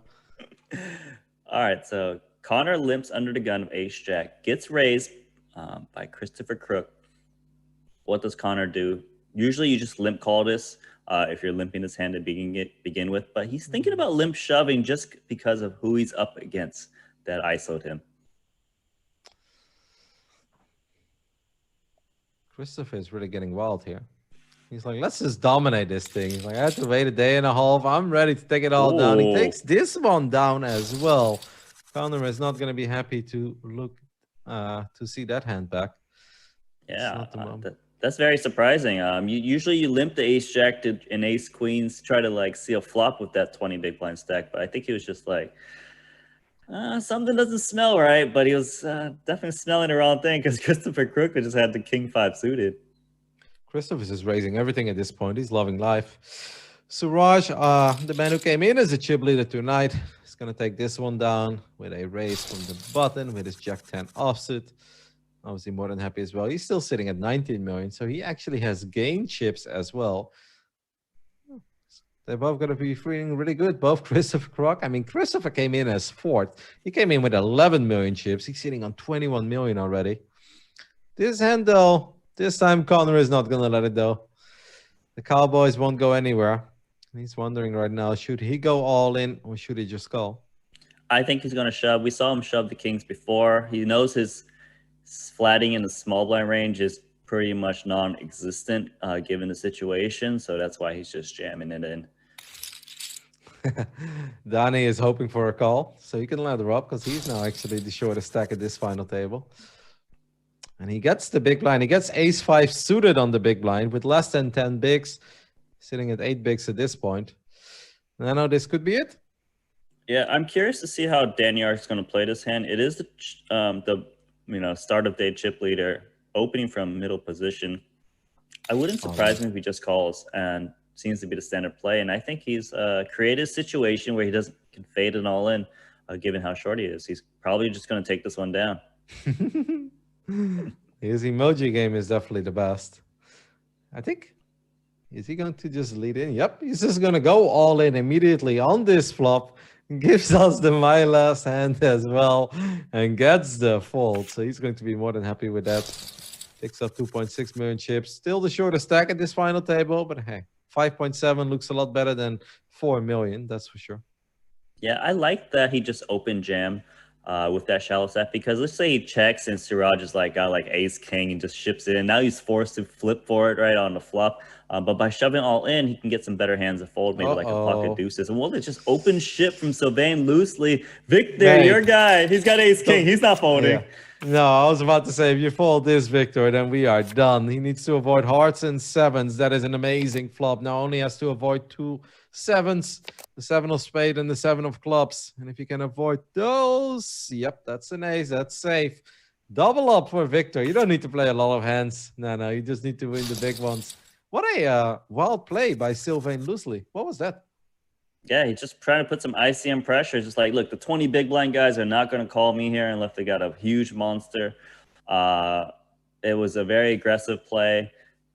Seemed like he could have just went for a mid-raise into Victor, who probably is going to defend the big blind anyway. I don't know. It was pretty excessive, I would say. But, Victor's back, right? He's got 12 million chips. He's feeling pretty good. He invested, some chips into the pot and got a big return investment there. Connor is going to open up queen 10 suited, and Christopher might put in maybe a 3-bet. I mean, he's been aggressive with worse hands than this. That was obviously against the limp play. This time he's just going to call. Ace 10 still in the lead on a 7-7-5 board. I like that he didn't think about just jamming in, because Connor's been playing a mixed strategy of raising and limping. So because he's been limping a lot of like pretty good hands, but not the premiums, when he open raises, it does kind of give you that vibes like it could be a strong hand. So when you play against a guy who limps, you need to think about how they split their ranges. Otherwise, you could be making some big mistakes. Connor is going to fire a very small bet into this spot, quarter pot, hoping that his opponent just has absolutely nothing. But I have the feeling that Christopher might not fold here. 750K into a 3 million pot, still sitting on ace 10. Makes the correct call. Very well done by Christopher. Yeah, it's just sometimes you don't love it, but then again, you're thinking it's just such a good price. My opponent's stack size isn't the stack size that can really multi-barrel, so I get to showdown a lot more often. So I like the call there with the ace 10 high. Kind of wondering if you should bet one more time or not. Obviously, Christopher was in the big blind. You're always wondering, did he get lucky or not? You could maybe bet 1.2, but if you get called by 700K on the flop, you get called by 1.2. He's going to go bigger than that, 1.6. I like the bet. Let's see if you can get it through. It's just pretty much he's reading Christopher Crook for those ace highs, those king highs, like the 8-9 offsuits or whatever, Well and done. gets it done with just purely nothing. But if you look at it, right, it looks really strong for Connor to just throw out the 3 big blind bet there on the turn. It just seems like he shouldn't be betting too often, so that's why he's like, I know I look really strong, so that's why I'm gonna put that bet out there. All right, we've got Daniar shoving the pocket sixes pre-flop, and he's going to be able to get it through. So he will pick up a couple big blinds here as well, and that is much needed for him. Some pretty well plays so far, Nano. We've only been going for 49 minutes, but plenty to take away from the action. We have lost at 2 shortest stacks so far. Christopher definitely the most aggressive player at this table, even though he did just fold the best hand. He's going to open it up here with Jack-7. Sylvain loosely, he went for it with King-7. Obviously, back then, he was the one opening the action. This time, he can retaliate with Ace-10 suited, and he's going to take this one down. Yeah, I like the shove here. Christopher Crook has been open a lot. You just got to go with those hands and close your eyes with 20 big blinds. No, I'm a bit worried here for Daniar. We know that he's shoving. Sixes and stuff. He's going to shove the ace-10, and I do not believe that Christopher is going to let the pocket jacks go. No so chance. There's no chance jacks are going from this guy. I'm with you. So it seems that Daniar is going to have to catch an ace or a whole bunch of hearts. I didn't see any aces around the board, so that is good news. All 3 aces should still be alive. That is not one of them. Okay, does pick up the flush draw on the turn. Needs a heart, an 8, or an ace. Plenty of out, gets the 8, makes the straight on the river. Well done there by Daniar. Now, all of a sudden, he's sitting on 14 million chips. And if you love poker, you gotta love to see that, because he's been playing some pretty fun poker at this final table.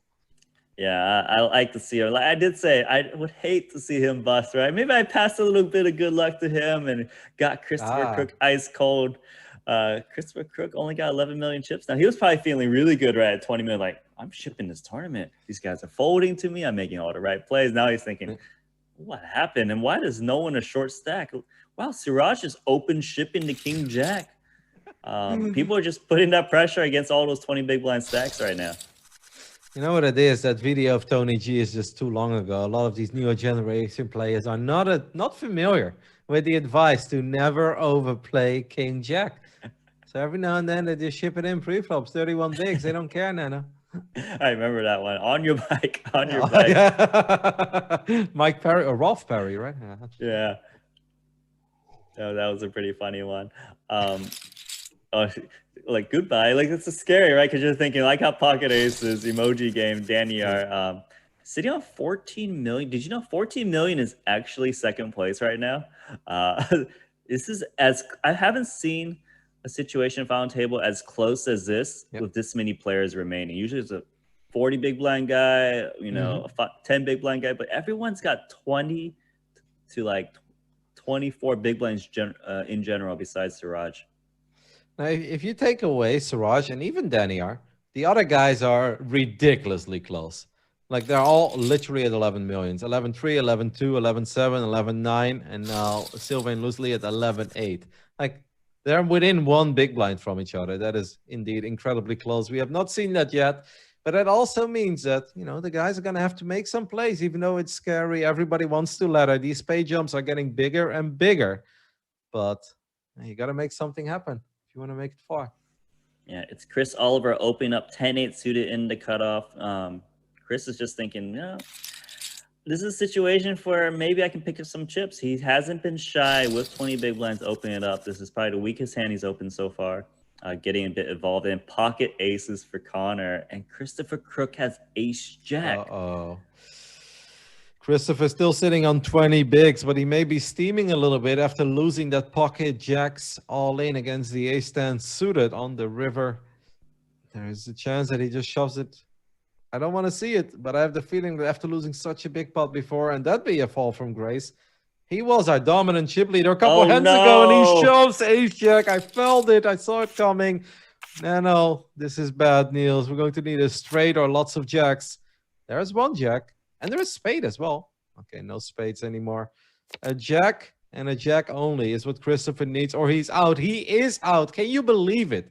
From 21 million chips like 3 hands ago to out in 7th place. We'll walk away with $209,000, but that gotta feel absolutely miserable when you were the chip leader 3 hands ago.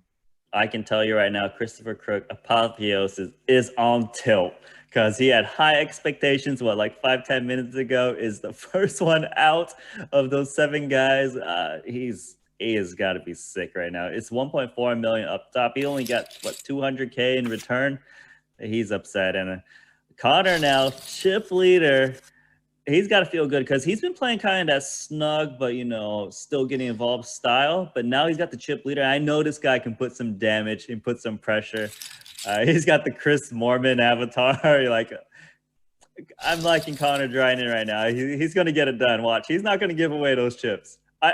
He's going to win it, right? Like, I'm going to pass all the good luck to him. We'll see if he does. To be fair to Connor, or to be fair to the rest of the table, it's also easy to get involved when you're getting kings, and then you have aces and they shove into you, Nano. Like, I think a lot of us would have been able to make those plays. We have my man Victor opening it up under the gun with pocket 9s. Chris Oliver might be thinking about a call here with 5s. Go for a little set hunting. It's tough to play with this stack size going for a set mine. He is still going to try. There's only 1 5 left in the deck, but against Victor, I don't mind it as much because I think Victor might play a little bit passively. Oh my god. Flop the quads. Yeah, I don't think Victor is going to lose his hand. He's gonna win some chips. That's the Roddy blessing, when you do get involved with pocket 9s and you'll flop quads.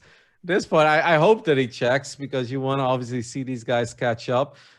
Danny R is actually leading out with the flusher. I mean, normally I said, oh my god, at first I was like, wow, that's quite a decent flop for 6-5 suited. And I like that he called since he's the one completing the action pre-flop. Leading out here. Oh. Imagine if you're Victor right now and they're betting into you when you flop quads. You're like, oh, yes. Because, right, you're thinking, how am I going to get value of it? Do I put like a min bet on the flop? Do I go for a check? But someone did the work for you, just leads out into you. Danny are thinking about betting again. And I wouldn't fault him, like a lot of hands could fold this turn, but nice check is going to save him. Victor's 1 million. got his check, right? No, 1,750,000 for all I care. Oh my god! No, we're going to lose possibly all the chips for Daniel. No. I mean, first of all, he has more chips, so he won't be eliminated. But I don't think he goes all in here or something. What will happen is that he's gonna bet, and then Victor is obviously going to raise. We'll see how big he bets. We'll see how big the raise is from Victor. All right, 2.4 million. Victor's like, I don't even think he's going to go all in, Nano. I think he's going to go for maximum value here, and I think he's going to make it like 5.1 million, hoping to get called. I mean, I don't fault him for potentially shoving. He'll be trying to get called by a flush, but he's also thinking, what kind of bluffs do I represent? It is a half pot bet, so it kind of looks like he is going to go for the raise. Can Danny R get away from this flush? It's so sick because usually when you make your hand, you're thinking, please pay me off. But now it's the opposite, right? And it's like, oh my god, did you really just hit like pocket 10s, pocket jacks just now? Yeah, that's probably what you're thinking of, right? When you're facing the under the gun open. Don't really put your opponents on quads. If you start doing that, poker becomes an incredibly difficult game to play. You're like, did they flop quads again? Wow, good fold nice. There. Really nice. Good fold by Danny R. Obviously, doesn't have the nut flush. I wonder if he would be able to make that fold with an ace-high flush as well. But very well done. Love to see it. But Victor, 15 million chips. He is now 3rd in chips. Not all that bad. I think the thing is, I think Daniel puts Victor on being a tight player. Otherwise, I don't think he'd be folding that hand to like Christopher Crook or something. But now Victor's like, I got chips. I know my image. I'm going to open up the 4-3 offsuit into the limp. But this is what I like to see. Victor's got those chips, but he's going for it. But Daniel still doesn't let go to King 5 suited. Neither player really flops a whole lot. Obviously, Danny R does make bottom pair, but on a monotone diamond board when you don't have any diamonds in your hand, you're not going to love that. Look at that bet from Victor. He's like, I've got the gut shot. I don't need any diamonds. Let's go. Wow, Russian has woken up. Like, I'm liking him a lot more now, right? Like some of these guys, when they're short stacks, man, they're so tight, right? But when they get the stack, they just going for it now. And love to see it. Danny R, ace queen suited. Would love to see him ship it. Chris Oliver has just been opening a lot with 20 big blinds, so you can't think the ace queen's ever behind. 17 big blinds for our man from Kazakhstan, and I think I'm with you. He will just go all in. He's been getting involved in a lot of hands, so his opponents may not put him on a hand as strong as ace queen suited. He's gonna go for the big raise, which I mean it's kind of an all in, but and he's gonna get it through. Yeah. Close enough. That's good news for Danny R. Danny R's been having a real roller coaster, right? A lot of chips, loses a bunch of chips, a lot of chips again, and still just keeps getting involved. He's definitely the action player at this final table. Yeah, definitely a very action player. I like to see him play. It's very cool to see. Chris Oliver opening up again. He keeps getting like the medium strength. He doesn't get pocket aces like in kings like Connor. He gets the king jack offsuits, the queen jack suit. It's the pocket fives. But he's still playing them all the time. And Victor thinking about 3-betting Chris Oliver, and it would work if he does do it. Connor's just been having the best time, man. And like he gets kings, aces, puts in a couple 3-bets, gets paid off, has aces, they shove into him. It's like it's all good. He's like, this game is not that hard. I don't know why people make it seem like poker is that complicated. Just sits here as chip leader, 22 million. He's like, I've got the big blind. Like, all right, we'll see what happens. Good bet there by Victor. He just re-raised the ace-8 offsuit. He's a new man. This is perfect because the first part of this tournament, everyone thinks he's super tight, right? And no one knows that he's been making these bluffs just now, and he's playing his image perfectly. Very smart of him. Now he's got the chip stack. He can get away with all these bluffs. And then, maybe he tones it back in 30 minutes, who knows? But he definitely picked up some chips there. But Sylvain Lucy's like, I know what you're up to. This is not, you're not this tight. And it just goes for the 2 5s. It's nice as well when you've been the short stack at a tournament for quite some time, because then obviously your VPIP is going to be quite a bit lower, right? So Victor's VPIP was at 14%, and then if all of a sudden they start opening hands, people are like, oh man, this guy hasn't opened anything in forever. But then after a couple of runs, they're like, wait a minute, like ever since you collected some chips, all of a sudden, like we have to believe that you've got aces and kings every hand. It's like, no, we're gonna start looking you up and start 3-betting you a little bit.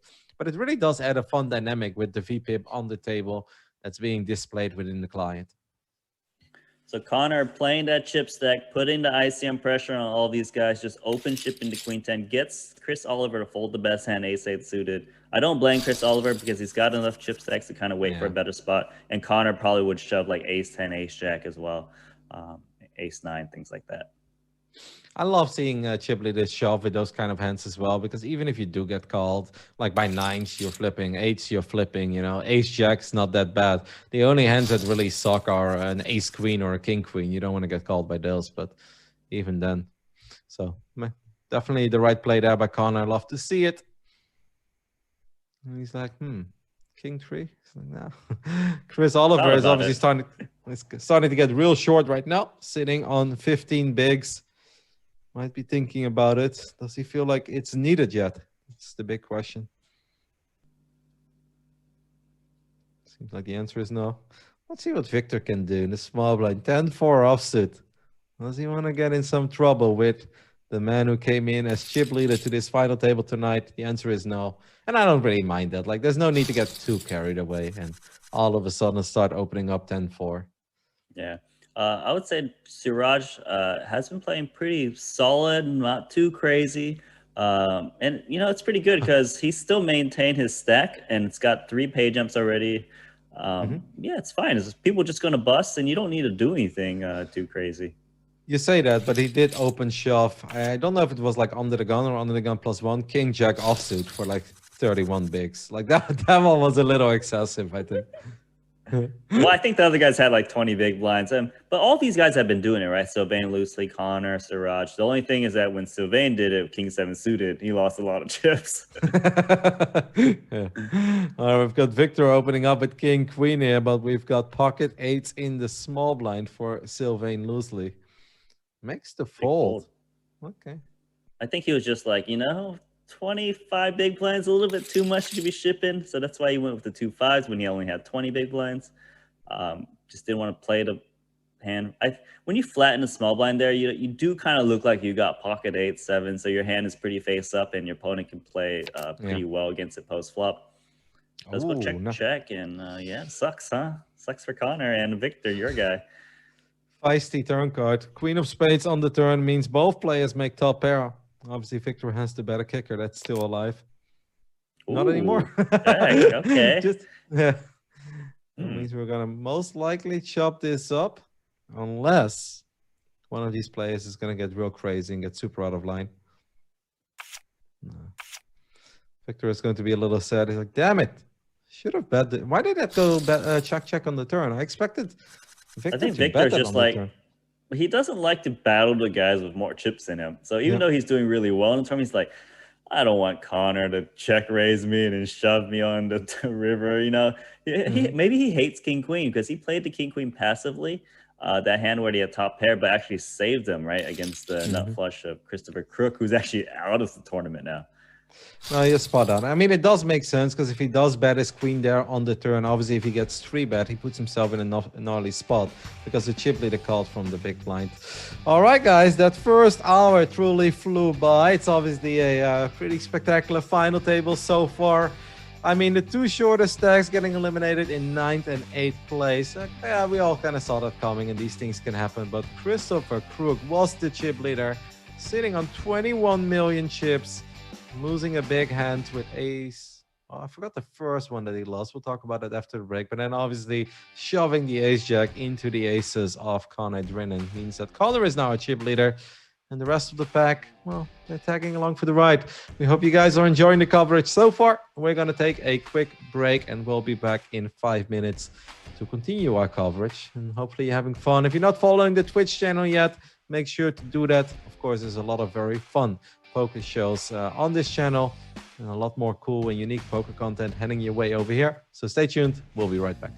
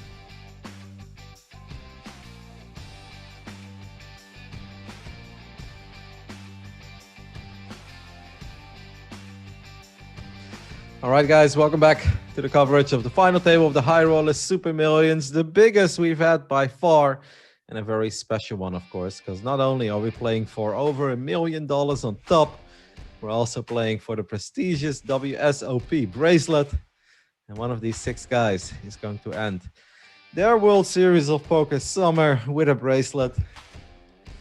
Feeling all right about my pick, Nano. I'm still feeling all right. Victor is coming alive ever since he picked up a lot of chips and he got his double up through. I still believe. Yeah, Victor is getting involved. Suraj Mishra did come into the final table as a chip leader, currently in second, just cruising. Got like the same chip stack. Sylvain Lucy's been a little bit wild. Chris Oliver's been opening up, but Danyar is the one that's been from Kazakhstan, just really going for it. Been roller coaster of a stack, but it is Connor Drynan on top. And it's 2 queens. Yep. All right, once upon a time chip leader, like you said, the exact same amount of chips came in with 18.2 million, still sitting at 18.2 million. He's going to open it up here with the queens. I hope for Sylvain that he doesn't get too out of line here with the ace-8 suited, because this would be the wrong moment to do so. Queens will always look you up and makes the correct fold. So Suraj is going to start off our second part of this final table. Picking up, the blinds go up again, 300,000, 600,000 now, as we see Danier with ace-king offsuit in the small blind. But I don't think he's going to get any action. Oh, tricky. He's going for one of his limps again. He's been limping with marginal hands, but now also limps with ace-king. Oh, no, and he actually gets... Victor falls for it, gets you baited, puts in the 3-bet with the 9-4 offsuit. What does Daniar do now? Well, the thing is, Victor's thinking, I got away with the 4-3 offsuit last time. 9-4 is a pretty bad hand too, and tries to get it done. But actually, the limp shove gets the extra chips. This is when you do not sure if. This is a perfect not sure if emoji, okay? Because it's like, all right, you limp, opponent 3-bet, you go all in, they fold. That's not sure if I've ever seen one.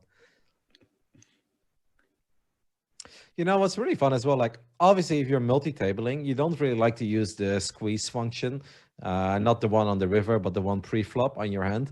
But I have noticed that when you're streaming and you're just playing like one table and all focus is on one table, it's actually really fun to use the squeeze option, because then there's like an extra sweat every hand where you and your viewers are all, you see one card, you see the second whole card, you move it over slowly.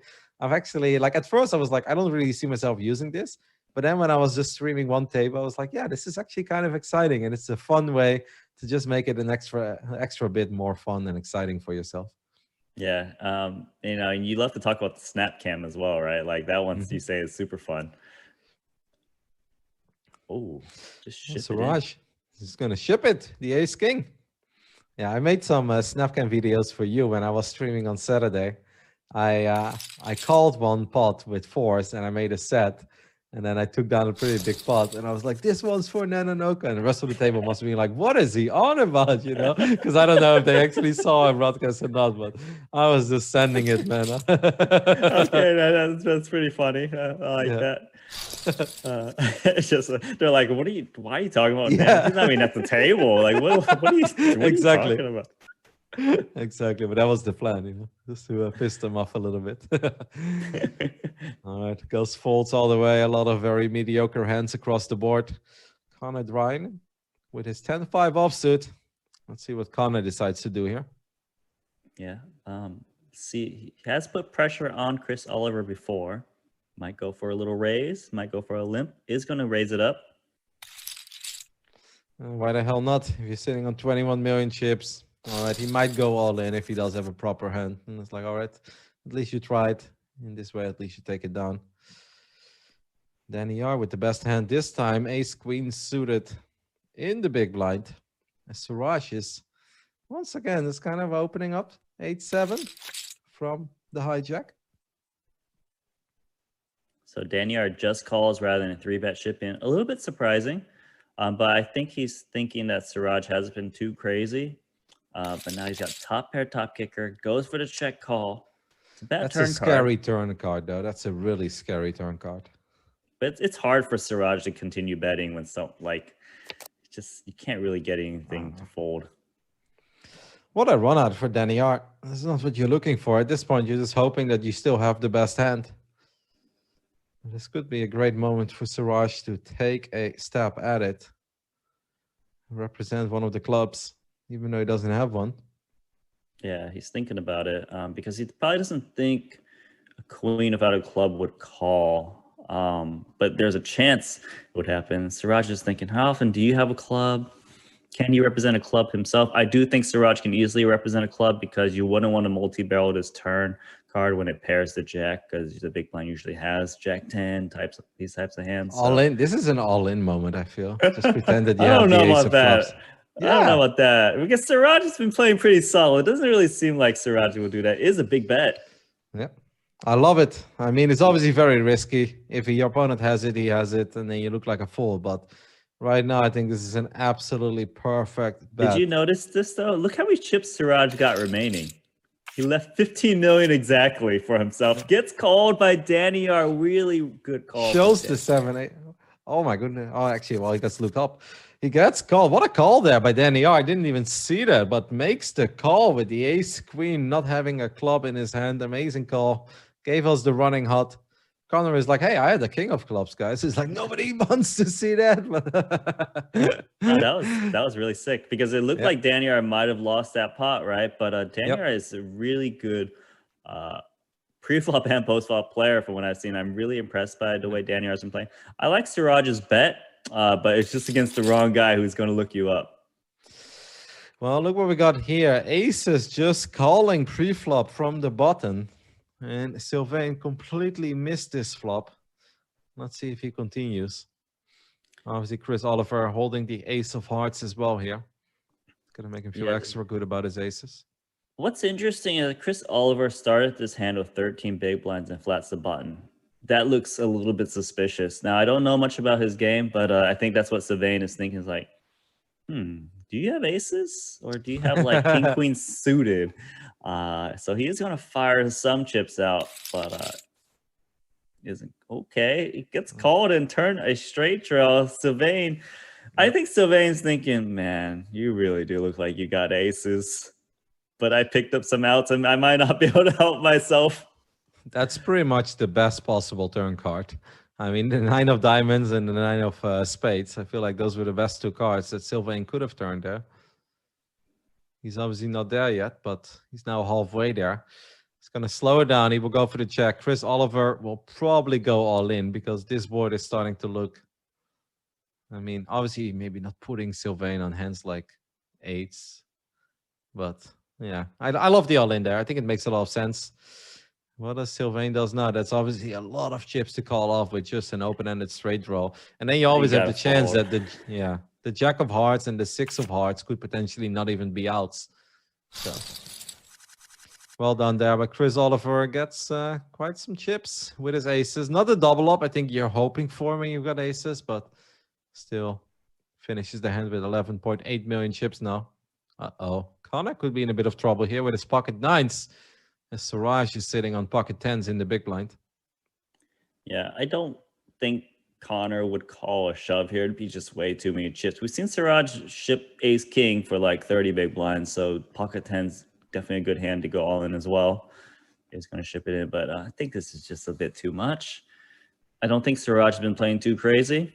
Connor is thinking, though, we just saw Siraj bluff off some chips, right? With the 7-8 suited, so he might be thinking, man, maybe you do this with 8s? Okay.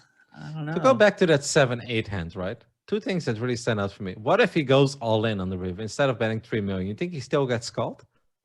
I mean, I don't know, but I can tell you this: Danny R is not afraid, right? Like he's a very good hand reader. Yeah, I'm not sure, but it's tough to go all in because your opponent could easily have a big hand himself. Regardless, it looks like Connor Dryden is really thinking about this. And sometimes, like, usually it's like, oh, it's a standard fold. But when you see someone lose some chips, he is going to make the call. And this is very bad news for Connor. What a pot. 30 million chips. No, That's the 9, Connor though. Dryden. That's the 9. But diamonds are still live. Diamonds are still live. We need a 10 or a diamond. Or a once upon a time chip leader is out. And he is out. Siraj finishes in 6th place. will walk away with $288,000, but coming in as the chip leader, that is also not what you're hoping for, and still second in chips at the break. Nano, what is happening with the chip leaders today? You don't want to be a chip leader at this final table. I mean, that sucks. You know, the thing is, I bet you it's because of that 7-8 suited hand is why Siraj is out, because Connor was thinking, look, maybe you getting a little bit tilty, right? Like kind of like how Christopher Crook shoved the ace jack and lost all those chips real fast. I did not expect Siraj to be out. Siraj has been playing super solid, made that one bluff. The second made that one bluff, went all into 2 10s, got looked up by 2 9s, out flopping. Connor is a massive chip leader. It's just, that was so sick because Siraj has been playing really solid, is out in 6th place, and it's the Connor Dryden show now. These guys been running hot right now, but you know it's just disgusting. Yeah, Connor picked up a couple of absolute monsters in the first hour, and now just picked up the best possible flop there. What a pot to win. 30 million chips in the middle. Like, if Connor loses that, he's the shortest stack at the table. And now he is just by far and away the biggest chip leader. Almost has more chips than the rest of the table combined. I believe the other 4 players have around 48 million chips. Connor now sitting at pretty much 40 million. Shoves the king 9 from the small blind. He's like, all right, let's get this over with. Here's my wrist. Put that bracelet on it already because I want it. Yeah, Connor really wants it because he loves to try to win these tournaments. You know, like he lost the pocket aces in the one drop $1 million tournament. Of course, that's the most run bad ever. So he's got to run good in other spots. This is his opportunity to run good, right? Like he's like, I'm gonna hit those sets right against the bigger pair, and you know he's getting things done just because you know he ran so bad in the biggest tournament of his life. Gonna bet a7 here, even though he's got absolutely nothing. Daniel is indeed playing really well. You already mentioned this a couple of times, but makes another correct call here on the flop. Not afraid of Connor and his 39 million chips.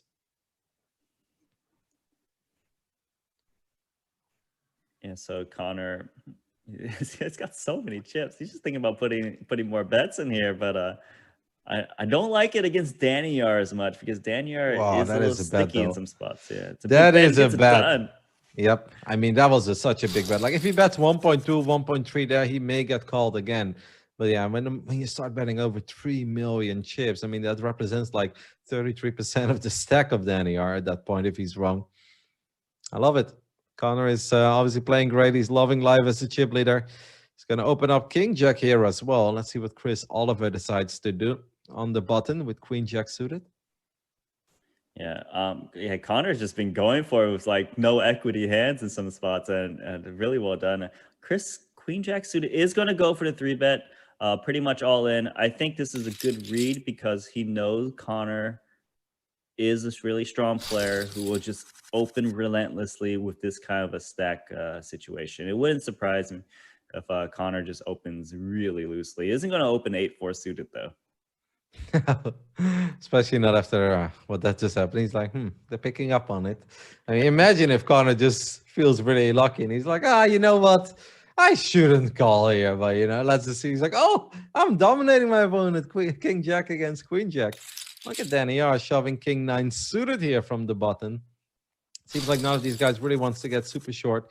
You know, Sylvain Loosely was looking very good at this final table, but he's starting to become seriously short at this point. This could be some trouble, right? Like Sylvain's probably has to shove this hand.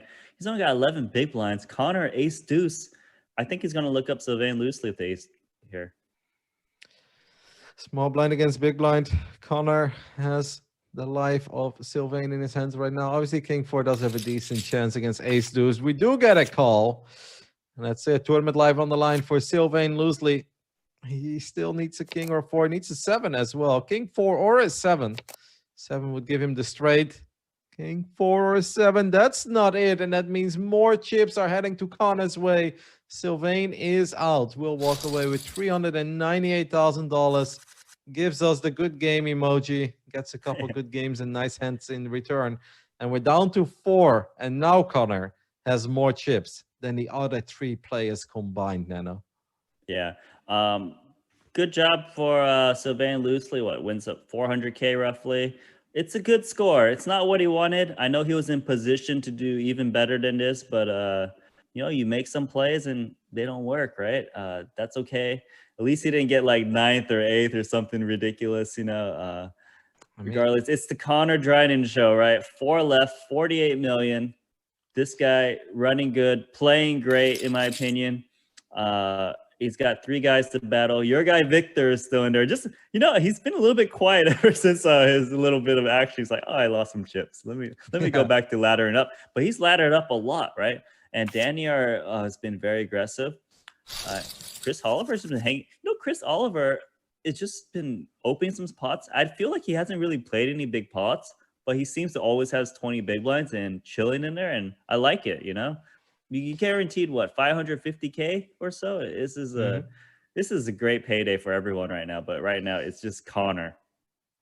You know, you say Sylvain is like, oh, he finishes 5th and walks away with 400K. It's not bad, but he did come in 2nd to this final table, though. He came in with 14 million chips, which is, for instance, still more chips than Chris Oliver and Victor have right now. So I don't know if that 5th place is really going to feel that satisfying to Sylvain. Of course. But yeah, because you look at 400K, you're like, it's good, but then you look up, right? It's like, oh, it's 550K, 755K, 1 million for just 2nd place, and then 1.4 million. Yeah, you feel a little salty, I'm sure, after that. And of course, the bracelet and the Wsop Europe package as well. So, wait, what did he type there? I'm gonna look it up for you. I've got it open. There's a minor delay. Something about. I'll let you know real soon. Sounds good. But Connor just ships the Queen Jack into the Victor limp. I like it. Pocket aces now for Daniel. I mean, I think he wrote something in Russian. Like that's not English. So I don't know. I'm not going to try. I know Braton. That's about it. He's still hey, English at the table, Nano. What's happening over here? Well, he's limped the pocket aces, and I like that he's limping pocket aces because he limps some pretty marginal hands as well. You need to protect yourself. Is going to get 2 people to at least see a flop with them. Checks it back.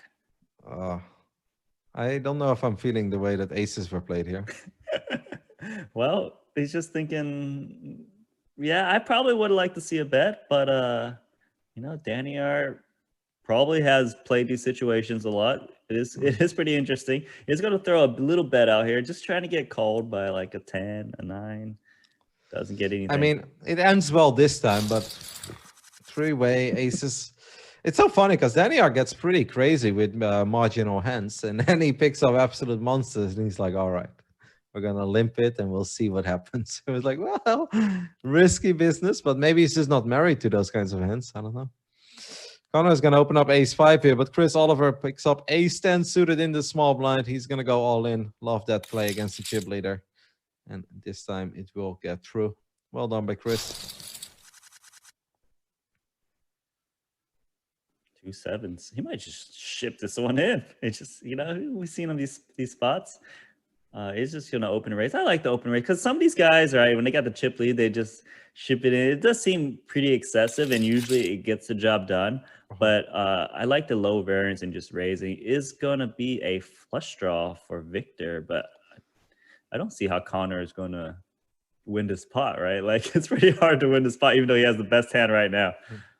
What about a 7 of diamonds on the turn? Wouldn't that be an action card? That'd be pretty nasty. All right, Victor is going to shove the flush draw, and he will take it down. I love that. Not afraid. It's like, all right, tournament lives on the line against the chip leader. You can, of course, call me. I love that play by Victor. Picks up a couple of very important big blinds there.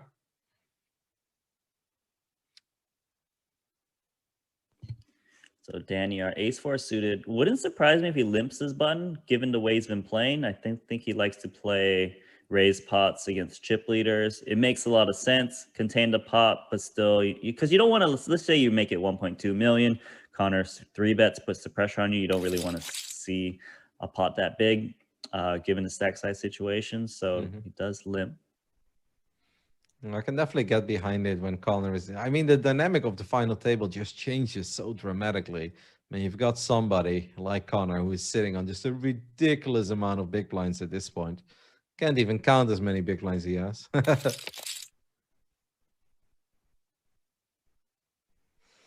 mean, the 3 is still good of Connor. Yeah, obviously a lot of cards can change this. An ace, a queen, a 4. Connor's thinking about leading out, and he is going to lead out a bit. Just thinks, you know, he can represent the 9 pretty well. Also, doesn't let his opponent check back, get a free card. And, you know, his hand is vulnerable, like you said. He can get counterfeited, and that'd be a disaster because ace high would just never fold. Yeah, well done. Connor is definitely playing well. Obviously, got a couple hands early on, and then had an amazing hand with the aces when they're shoving ace jack into you. You're loving life. But ever since that point, Connor has just been playing excellent poker. He's gonna go for the limp here with the king 3 offsuit. He's like, Chris Oliver has been shoving into me a couple times. Let's not give him another opportunity to do so. Let's just see if he can make some pulse flop play possible. Yep, so he does limp and trying to check it down. Chris got jack 7 suited. Thinking, can he make a stab? Is not, but he turns a flush draw, so it's going to be pretty hard for Connor to win this hand. Well, I mean, he's still ahead. He is ahead, but the thing is, you know, it's hard to think Chris Oliver doesn't want to bet this turn card. It just seems like your opponent has king high, ace high a lot, probably have to fold. Would have loved to see a bet, but he actually checks. So Connor might win this hand now because I think it could easily go check because the jack high does win sometimes. I think it has everything to do with the stack size of Connor. Like if Connor had a few less chips, then I think it's more likely that Chris Oliver bets his flush draw there. But he's like, what can I really bet that scares Connor? Well, not much. So it does go check, and the king high will take it down. The Nano Norco curse strikes again. Can't win this hand. Sending chips can't win this hand. Absolutely, and it wins the hand. Yeah, sending my chips, sending the good vibes over to Connor because, you know, ever since that 9s versus 10s, you know, things are going his way. There's a lot of marginal hands here, but hands that can put in some chips. But it's the one, the one I didn't really wasn't thinking about. Is the one opening gets all these hands to fold. I'm a bit surprised that Daniel just lets go of ace 10 there. Like, I mean, sure, ace 10 is not the absolute monster you're hoping for. That is a fun flop for Victor as well with the ace of clubs. So he's sitting on the not flush draw. Connor makes mid pair. I'm surprised about folding ace 10 there, Nano. Yeah, especially against Connor. It seems like everyone they play their game, and then when Connor is around, they're just like, I know he's very aggressive. I know he's got more chips than me. Yeah, maybe I just stay away and battle everyone else. Use the position. Oh, Victor is not afraid though to take a stance here with just the ace of clubs. At this point, he's behind, but obviously he has a ridiculous amount of outs. Every ace, every 9, every club is going to be good news for him. Yeah, Connor here is thinking, man, his opponent check raised really fast. But the thing is, without the king of clubs, it's really hard to continue. Is still going to make the call, though. Now, Victor's in a tough spot because he's got a good hand. But he's thinking, man, is my opponent going to fold the turn? The thing is, you got the ace of clubs. He's going to go for it. Nice. Wow, I love it. Well done by Victor. I feel like that's just the way you play, no matter how many chips your opponent has. I mean, sure, it's risky and eventually it can go wrong. But here, four-handed, I absolutely love it. Yeah, it's good because Connor often has hands like pocket 9s, pocket 10s that can bet called at. And it is pretty tough for Connor to continue there. Especially, and Connor will probably fold some jacks, I think. Maybe like a jack 10, just a 10 of clubs, things like that. So it's good to see. It's just always scary, right? To put your life on the line with one card to go. But good. You're just staring him down at that point through your monitor. And you're like, fold, screaming it into your microphone. Fold, channel your inner folds. Daniel takes this one down with pocket 9s. And the other 3 are definitely hanging in there, not making it easy for Connor at this point. But Connor obviously still sitting comfortably at 42 million chips. No longer has more chips than the rest of the table. So that's good news for the rest of the table now. The other 3 are fighting back. Oh, Chris Chris Oliver Oliver. just keeps getting these situations, right? He got 20 big blinds. Yeah, just reship on Connor, maintaining the stack. He doesn't have momentum, but he's very good at just maintaining the 20 big blinds. Yeah, he's staying alive. Connor picks up another hand that he should be raising with. Four-handed here. He's first to act.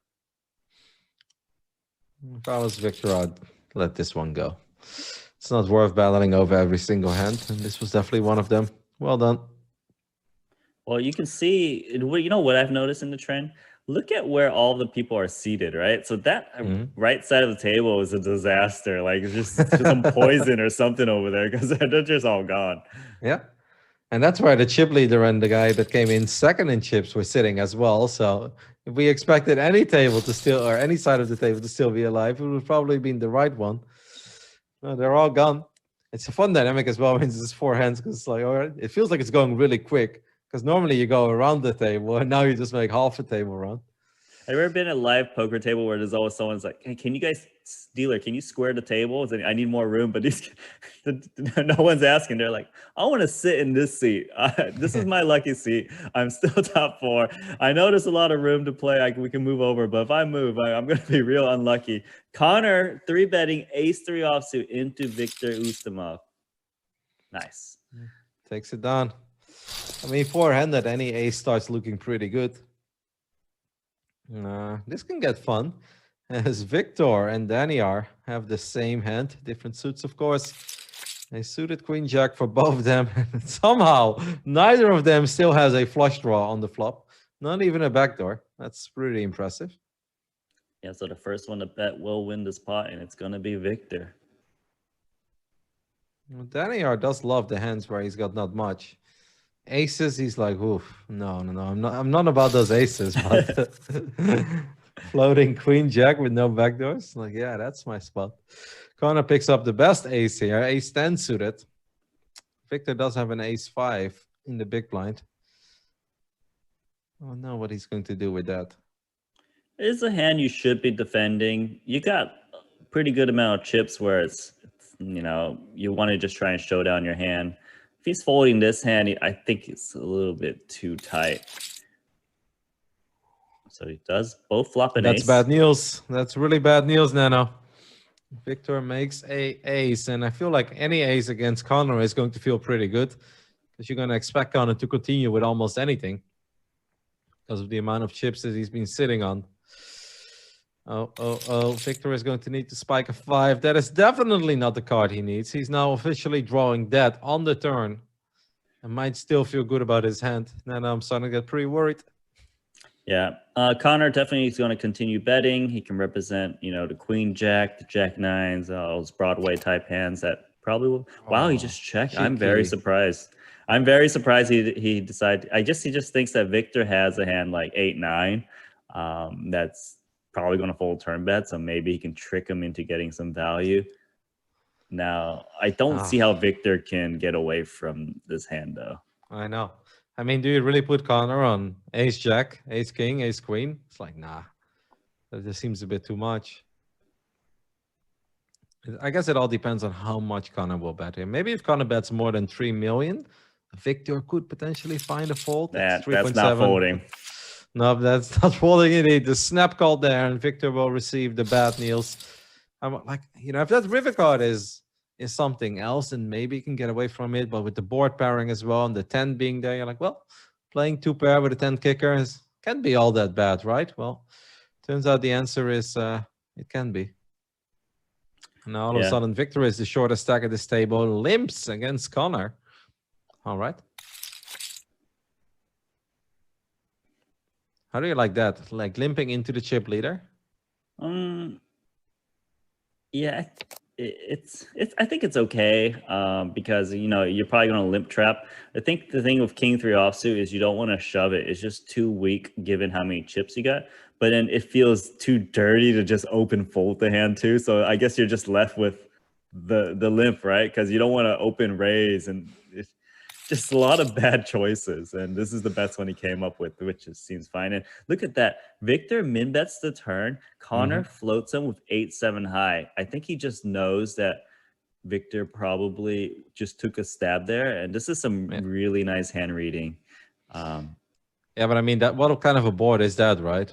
5-5, queen 5. It's like you're not really putting your opponent on quads, and if they would have had top pair, it's like, well, there's a good chance they would have bet. Over betting the pot on the river, takes it down. Well done by Connor. And Daniel is showing us that he's the one who would have had quads. Well, maybe Victor can get some chips back here because he is sitting on ace queen offsuit. That was some muscle. Man, Connor's been destroying Victor lately, right? He 3-bet on the ace-3 offsuit. Just you see the float there with 8-7. Tricked them with the ace-10 and got the extra value where, you know, maybe Victor would have folded to a turn bet if Connor put in like a big bet, you know, given, you know, we saw Victor make some big folds with the king queen earlier, you know, with the big bet. So Connor's been really tuned in, I would say, into how Victor's been playing. Yeah. But I think on that board, like obviously, you know, finding the courage to take a proper step at it on the river is always nice. But yeah, it's a little easier to make cool plays, I think, when you're sitting on 45 million chips than when you're sitting on 11 million chips. Like, yeah, I mean, true, but I mean, like, but you don't expect someone to float you of 8-7 high, right? Like on a queen 5-5-5 board, that takes some courage, even as a chip leader, because I don't think we've really ever seen that kind of a float before in any of our previous streams. Normally the chip stacks are a bit closer as well. It's obviously a cool play by Connor, but I feel like in the defense of Victor, I feel like the other guys, their hands are kind of tight, and Connor is just able to beat him up at this point. He's like, this is a nice sparring session when you guys are not hitting back. You know, I mean, the pay jumps are so massive, right? And if all of these guys, every big blind matters, and Connor can absolutely splash 4, 5, 6, 7 big blinds around like it's nothing. Yeah, and that's the thing. You should be doing that when there's pay jumps this big. A lot of these guys, like Daniel and Victor, have not played for this much money before. They're playing. Daniel is still playing very aggressive. He's playing like his normal, you know, what 1K tournaments or whatever he plays, playing pretty good. But you know, everyone's guaranteed 550K. A pay jump is what 200,000, and then you get to 1 million for second place and 1.4 up top. So it's the guys who are being a little bit extra aggressive right now. They're going to pick more chips than normal, and that's what Connor's doing, and it's what he should be doing with this 50 million. Yeah, Victor did make bottom pair there on that flop, but he's just hoping to see a easy run out. That is not the run out he was hoping for, because Connor will make the flush, even though it's a baby flush. It's still a flush, and you feel pretty good about it in these scenarios. Victor will check again. Connor may just bet something really small. One big blind. Yeah, it's exactly one big blind. Remember he did that one big blind bet as a bluff on the 4 flush? If Victor saw the pre-show, which he most definitely did, I don't know if he can fold the deuce 6 here, because Connor could easily have just nothing. Then again, you also got to... It's a raise. What? Against the chip now. That's a play now. I'm sorry, but these are the plays that I get excited over. I cannot believe that Victor is raising Connor without, well, basically nothing. I know he's got 2 pair, but obviously 1 pair is on the board. The pair of deuces is meaningless. Connor is like, Oh, he gets the full, you know. Sorry, mate, but these are the plays that I love, because that takes real courage. That takes balls. Well done there by Victor. Excellent play. Yeah, wow. You know, the thing about Victor is he plays solid in a lot of spots, but then he kind of times it where like he just gets really aggressive at the right moments, right? Because he's got that good image to get away with these kind of bluffs, and you know, Connor is just like, you know, you look pretty tight, and that's Victor's really good at timing. And then Victor's gonna slow down a bit, right? But in 20 minutes, though, he's gonna go for it again. Well, he's opening up King 7 suited here, as he is in the cutoff. 4-handed. Connor has a playable hand, and Chris Oliver has a more than playable hand. I do not believe that Chris Oliver is going to fold the ace-10 here, unless Connor. Oh my God. Okay.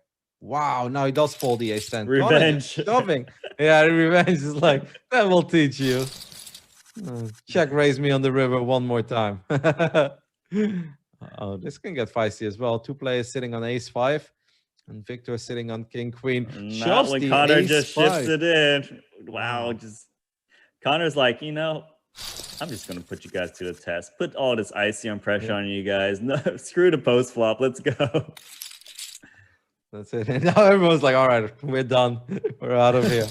Let's try to play a hand where Connor is not involved, shall we? Aces for Daniar. Please don't limp. He's gonna limp again. I don't mind it, right? Because like no one's gonna give him that much action. Connor might just put some pressure on. He's been shoving a lot, and I think it's reasonable for the limp here. And he's gonna get Chris Oliver to flop top pair. He's definitely gonna lose some chips here. Well, still 2 more cards to go, Nano. We went over this. We went over this. A lot of bad turn cards, I think. I mean, a 9 would be scary. An 8 would be disastrous. There is the 9. Obviously, the aces are still in the lead, but Chris Oliver got to feel pretty damn good about his hand at this point. With top pair and open end straight draw, it goes check, check. And unfortunately for Daniar, the run out is good. Yeah, I don't mind that Daniar checks there because if he bets, he probably will get shoved on by 2 pair and get denied his equity. Or, you know, make big call and, you know, way behind. I like the check, actually, especially given this chip stack situation. Is going to go for the over bet now, and Chris Oliver in a tricky situation against a tricky player. Oh, my God, he's emoji mid-hand. Ship it, I'm so good. Who does this? Mid-hand. Fun players do, Nano. Fun players do.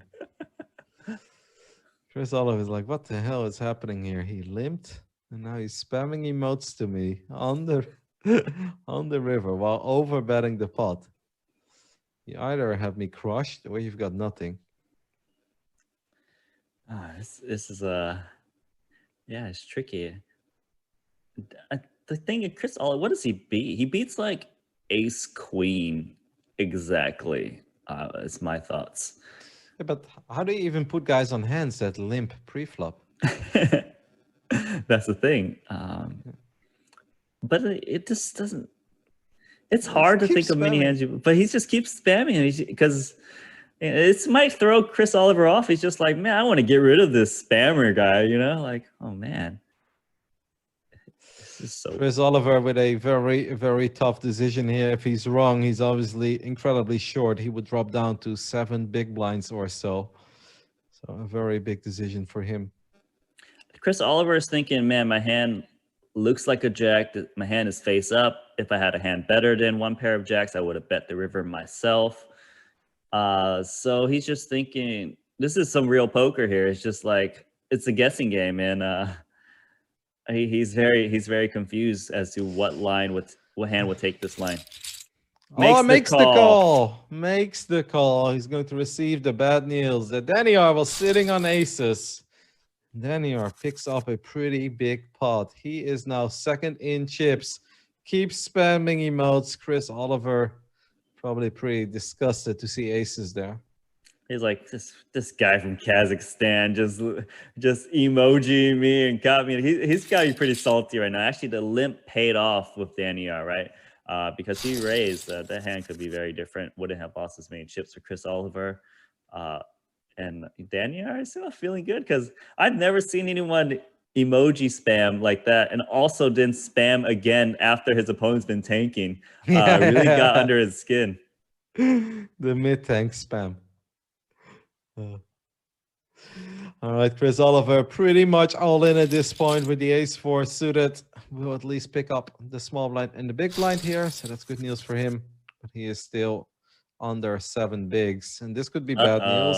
This could be bad news for Chris Oliver, right? Because he's gonna shove, and Connor is coming in. Well, you said GG for Chris Oliver, which means he's gonna get an 8. I know it. The Nano Noko curse is powerful. How many 8s will we get? Just one. He got his 8. Another one. He needs another one. No. One of the last 2 8s or Chris is out. There were pips, but a few too many pips. GG, that is going to be it. Chris Oliver will finish in 4th place. We'll walk away with $548,000. So a massive payday for him. Shame about the hand with the jacks. Jack 8 against the aces. That's really what kind of crippled him here. Yeah, but, you know, he maintained that 20 big blind stack for a while. came in 7th place, but he got top 4. I think it's a good payday for him. But Daniar got the best of him, and now we're down to 3. Hey, look at his emojis. Yeah, 2 of them are just emoji spamming. You gotta absolutely love that. Playing for almost $1 million at this point, right? Like the next person that goes out will walk away with $755,000. Top 2 will win over 1 million. And of course, the winner will receive the WSOP bracelet as well, and the World Series of Poker Europe package. Yeah, first one out doesn't get $1 million, but will still be pretty good. Connor is thinking, look, I'm up against 2 guys that don't normally play. They satellited in right into this tournament. He's feeling pretty good, but Daniar has been very feisty. So he does have an opponent, but he's got the chips. He's got them out chipped by a lot. Limps again with ace-10. Connor might think twice about 3-betting queen-6 here, knowing that Daniar has been limping absolute monsters tonight. This is not really one of them, but I do think that if Connor 3-bets here, I think Daniar shoves. Even if Victor is small, I think he will feel that good about ace-10. I think he's going to go all in. Whoa. I mean, it's a big raise, right? But, but I don't mind him just calling. But Victor's got 12 big blinds. I think the standard is to call here. But like you said, he is thinking about what you're saying. Just ship it in. But he just folded outright. It's a big fold. And yeah, I like the way Connor played the hand, just knowing that Daniar understands ICM pressure a lot, especially because Daniar plays a lot of satellites. Regardless, it's going to be Victor and Connor duking it out. Your guy's going to get KO'd right now by Connor Dryden, right? Like, just get him, Connor. Just punch him out. And this is probably going to be it. Victor's tournament live will be on the lines here with the pocket sevens. As Connor puts him all in with ace-queen. For Victor to stay alive, he needs to avoid aces and queens. And we get both an ace and a queen. We need My guy's shipping this, man. He's shipping it, I'm telling you. Can we get pips at least? Too many pips. That's a 10. GG. Victor will finish in 3rd place. Will walk away with $755,000. Had a pretty damn good showing at this final table, if you ask me. Really came alive when he picked up a couple chips. Even made that cool play where he didn't have the flush. Got to take the pot down there. But in the end, we are heads up between Daniar and Connor. And this doesn't really seem like a fair fight to me, Nanonoko. One guy's got 16 million chips. The other one has 71 million chips. This is just not fair. Well, shout out to Victor. He got 3rd place. He came in 3rd place. He's a mid-stakes grinder. This is obviously a big payday. He did really well. It feels pretty good for him, right? Now we've got Connor and Daniar. They came in 5th and 6th place, but they're the last 2 guys remaining. Connor has just been on the sickest run. I mean, he had kings a couple times, picked up a couple blinds, right? That was nice. Then he had aces. They shoved into him. Look at this. The heads up, raising the bottom pair and deuce 7 suit. It's got the flush draw. Makes the flushes. Well, I mean, at this point, I'm not even surprised anymore. I don't know. I feel like the only thing that can make this worse is Daniar picks up like the 4 of spades on the river, just to make sure that he really cannot go anywhere. If Connor takes out Daniar, he will walk away with $1.4 million and a WSOP bracelet. Yeah, they're playing for what, 400K roughly, and I was gonna say it's hard for Daniar to lose more chips because Connor probably can't really check this turn. It does seem like his opponent has a king a lot of times to check raise that flop. It does go for value, and Connor's just been slaughtering everyone. The thing is, you don't want to get slaughtered first. You want everyone else to get knocked out first, and Daniar has done that job correctly. Well, this is a hand that looks pretty good for Daniar. Flop stop pair here with his queen 10. Connor really doesn't have much going. He's got a gut shot. Might drill 5 on the turn. You never know. But if Daniar bets here, I don't really see Connor sticking around. There's a chance. It is a minimum bet. Limp pot can make the nuts. So he does actually call the flop. Turns a pair. Makes a pair. Will now probably stick around because obviously a gut shot feels a lot better when you've got a pair to go along with it. Can make 2 pair on the river. Can make trips. Can make a straight. That is a pretty big bet. But if you hit your card, you probably win the tournament.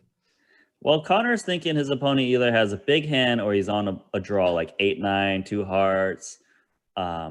Because when they do these oversized bet, they generally are very polarized. And if you're polarized, this is a hand to continue with a call and is going to call again. But the king of hearts is not what you want to see when you call an overbet, because usually they got a flush draw, right? Now he only beats the straight draws. Yeah, really doesn't beat anything. I think Connor just hoped to spike one of his cards there. A 3, 4, or a 5. All of that, I think, would have been good enough for him to really go with it. This is not it. And if Danny R bets again, he's going to take it down. If he checks, he's going to take it down. Not really any way for him to lose his hand unless he bets 2 million and then folds to the shove, but I can never see that happen. So it will go check, check, and the queen is good. So this tournament at least will go on a little while longer. Still not a very fair fight, 70 million against 18 million, but it would be. We have seen some miraculous things at these final tables of the high rollers super millions. So don't want to call it's over before it's no, over. I don't. I definitely don't think it's over. You know, and I feel like Danny R does have a lot of experience for some reason with these like 20 big blind stack heads up. He seems to me like someone who's won 8 satellite tickets in the 5K main, probably played a lot of sit and goes in his time. So he's probably pretty experienced with these like 20 big blind stack. It's just the vibe I'm getting from him, even though I haven't seen that many hands. But regardless, you know, if he doubles up, then he's got 40 big blinds, which is kind of not what you have in those sit and goes as much when you get the heads up. Regardless, Connor is very experienced player in general. He ships tournaments all the time. He's guaranteed $1 million. Does go check, check. And both players have a 6, but the 10 will play. For now. Never know what the river brings. Let's see if Danny R decides to get a little feisty here. He did raise pre-flop with the 6-3, by the way. I also think that's kind of an adventurous play with the amount of chips that he has, but he's going to continue betting. The 10 will still play, so that is bad news for Danny R. Should go check, check. Still win with the 6-3 sometimes against like the ace deuces, those ace high flush draws. So he's going to check and lose. Yeah. I mean, these chips do really mean a lot to him, right? Because like before, if he would have doubled, he would have been at 40 million, and that feels pretty good. Now, if you double, you're going to be at like 28, and that's like, well, you need to double again to really make it a proper fair fight. So all of these spots are super valuable to Danny R. A 4 would be an absolute horror card. Please, no 4 on the turn, Nano. That'd just be too much. All right. That's a pretty good card. Obviously, ace-3 is still pretty strong on this board at this point. There's only really one way for Danny R to properly lose this hand.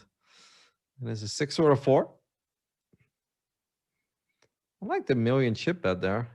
Even though he didn't really improve his hand. He's like, I've still got a gut shot. I've got an ace. Should be pretty good. Takes it down. Very well done there.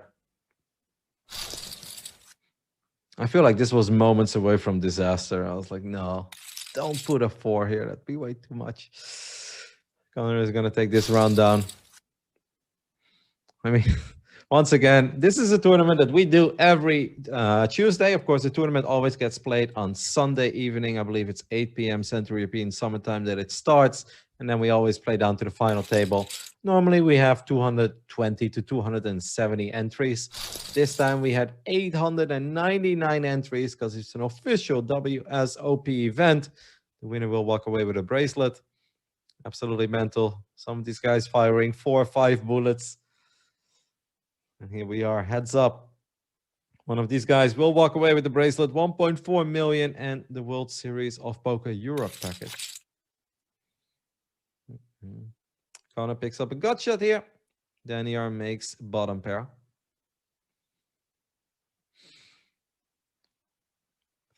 What do you think is a way for Danny R to really get things going, Nano? You want to see him play small pots and just kind of grind his way up, or do you want to see him get a little out of line and just try to shove it in and take it down that way pre-flop, or somehow win the hand post-flop? Oh, just folds the best hand there, bottom pair. I mean, right now with 20 big blinds, the cards kind of speak themselves a little bit. But I want to point out something on the side. Did you know that Connor Drynan has a bracelet bet with Daniel Negreanu, $100,000 on the line? And what they have to No. do is they have to at least win a bracelet in these series. Connor is in position to win an extra 100K from Daniel Negreanu right now if he can ship this tournament.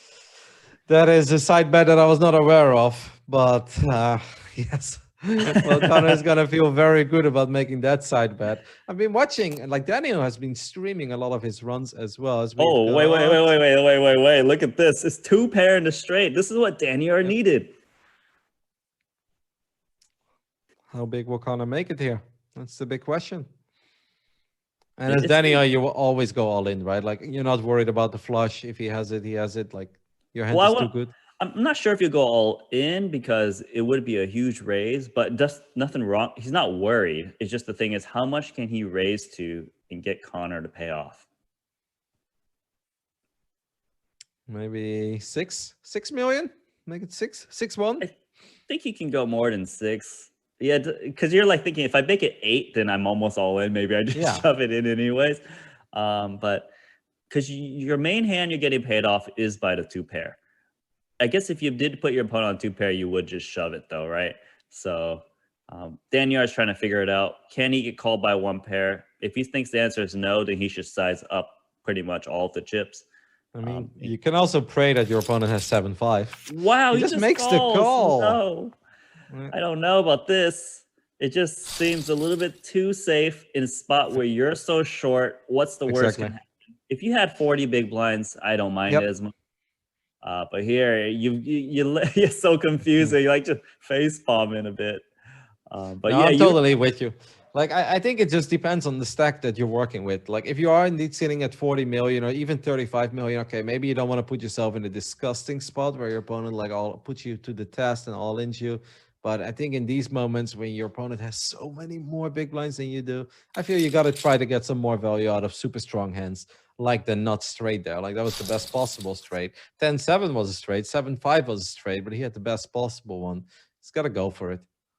Yeah, definitely some missed value. And, Connor just next hand raised the limp with 2-3 offsuit. Connor's got me feel good, right? Like he got lucky in some spots, but, he's been playing a very aggressive poker. Danny are down to 20 big blinds again. But you were saying that I interrupted you before where you said Daniel's been streaming or something like that. Did you want to I wasn't aware of the side bet of Daniel Negreanu. And I do know that he's been streaming a lot as well, all of his runs. Been watching quite a bit of it. It's been very fun over at both Twitch and YouTube. He's been streaming those runs. And Daniel's been making ridiculous amounts of good runs. It's like top 45, top 50, top 45, top 40. Just was never really able to go all the way and take down one of these. Doesn't matter, right? Because there's a guy, right? He's just shipping. We don't know how many cashes Connor has. This could be his first cash of the whole World Series, but he's going to potentially ship $1.4 million. Doesn't matter if you got 30 or 40 cashes this series. Definitely cannot beat that big of a prize. Well, look what we got over here. Both players having an open-ended straight draw, but obviously if the 8 would come, that'd be disastrous news for Danny R, who is kind of in the lead right now, at least with bottom pair. The ace on the turn is safe. So Connor might just pick up a nice little side bet over Daniel as well, just to make things even nicer. If it can get any better than winning by far and away the biggest high roller super millions we've had so far over at GGPoker. Winning a side bet against Daniel Negreanu. It's got to feel pretty good. Yeah, of course. Connor is going to put a big bet in there, but I don't see how Danny R can fold this hand. It's not that great. Oh, wow, he folds this open into straight draw. I don't know, just because the thing is, I don't expect Connor to limp all that many aces on the button, so I don't really think he's got an ace that often. I think that was a bit too tight. It's kind of poor hand reading in that one, but I don't know, maybe Daniel is more of a full ring player or like a 5-handed player, but his heads up, it doesn't really seem like he's playing optimally right now. No, I'm with you. And especially once again, considering the stack sizes, like if they were closer in chips, then I don't mind a couple of the plays that he's been making so far. But at this point, like you don't have to go all in every hand just to try to get up to like 25, 30 bigs. But you can't be chipping down like this either and just bleeding out big blinds, because at this point, even if he doubles up, they're still not even remotely close to each other. And that just hurts to see it. This is a painful moment to go for it as well, because I don't think that Connor is really going to go anywhere here with Jack 10. Like, it's a hand that flops pretty good, so why wouldn't you call here? Or even put your opponent all in? Well, he does outflop, and Daniel does have the pair of fours, but it's a pretty good board because of how low it is. But he's actually checking, and I'm not sure if I like it that much because I think he'll go all in, check raise this time. Oh, not a 4. Well, Daniel won't go anywhere this hand, then. That's good news for all of us. yeah, I was gonna say I don't know why he keeps checking though. It just doesn't seem like a board texture his opponent would stab at him at, right? But maybe it just seems really weird. Basically gonna check. I think he's hoping that Connor would improve his hand a little bit, at least make a proper pair. Will suddenly shove on the river. Connor doesn't have much of a decision here, obviously, with Jack high. Can just let this one go. Yeah, it's just such a wild hand. I think Daniel was just like, please have a king and please can't fold it. Yeah. Connor's thinking a bit though. He's just like, he's confused, but he's just in the end, it's like, just got Jack 10 high. Shows the Jack. That's kind of funny. All right, 2 hours are over here at the 13th final table of the High Roller Super Millions.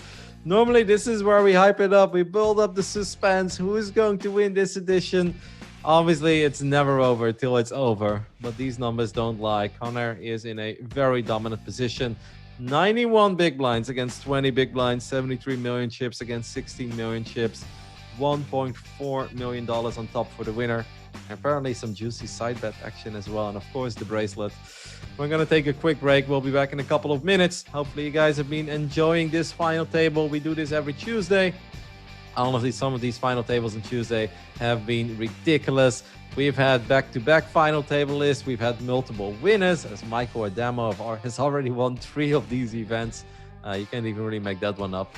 Unfortunately, none of those guys made it tonight, but it's still been really fun.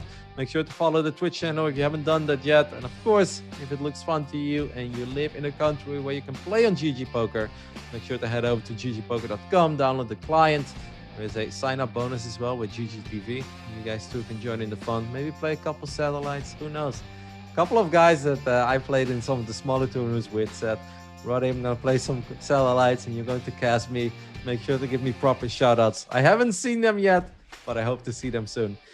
Going to take a couple minutes and then we'll be back and we'll conclude this edition unless it somehow lasts another hour. That means that we're in for fireworks. So fingers crossed and see you guys soon.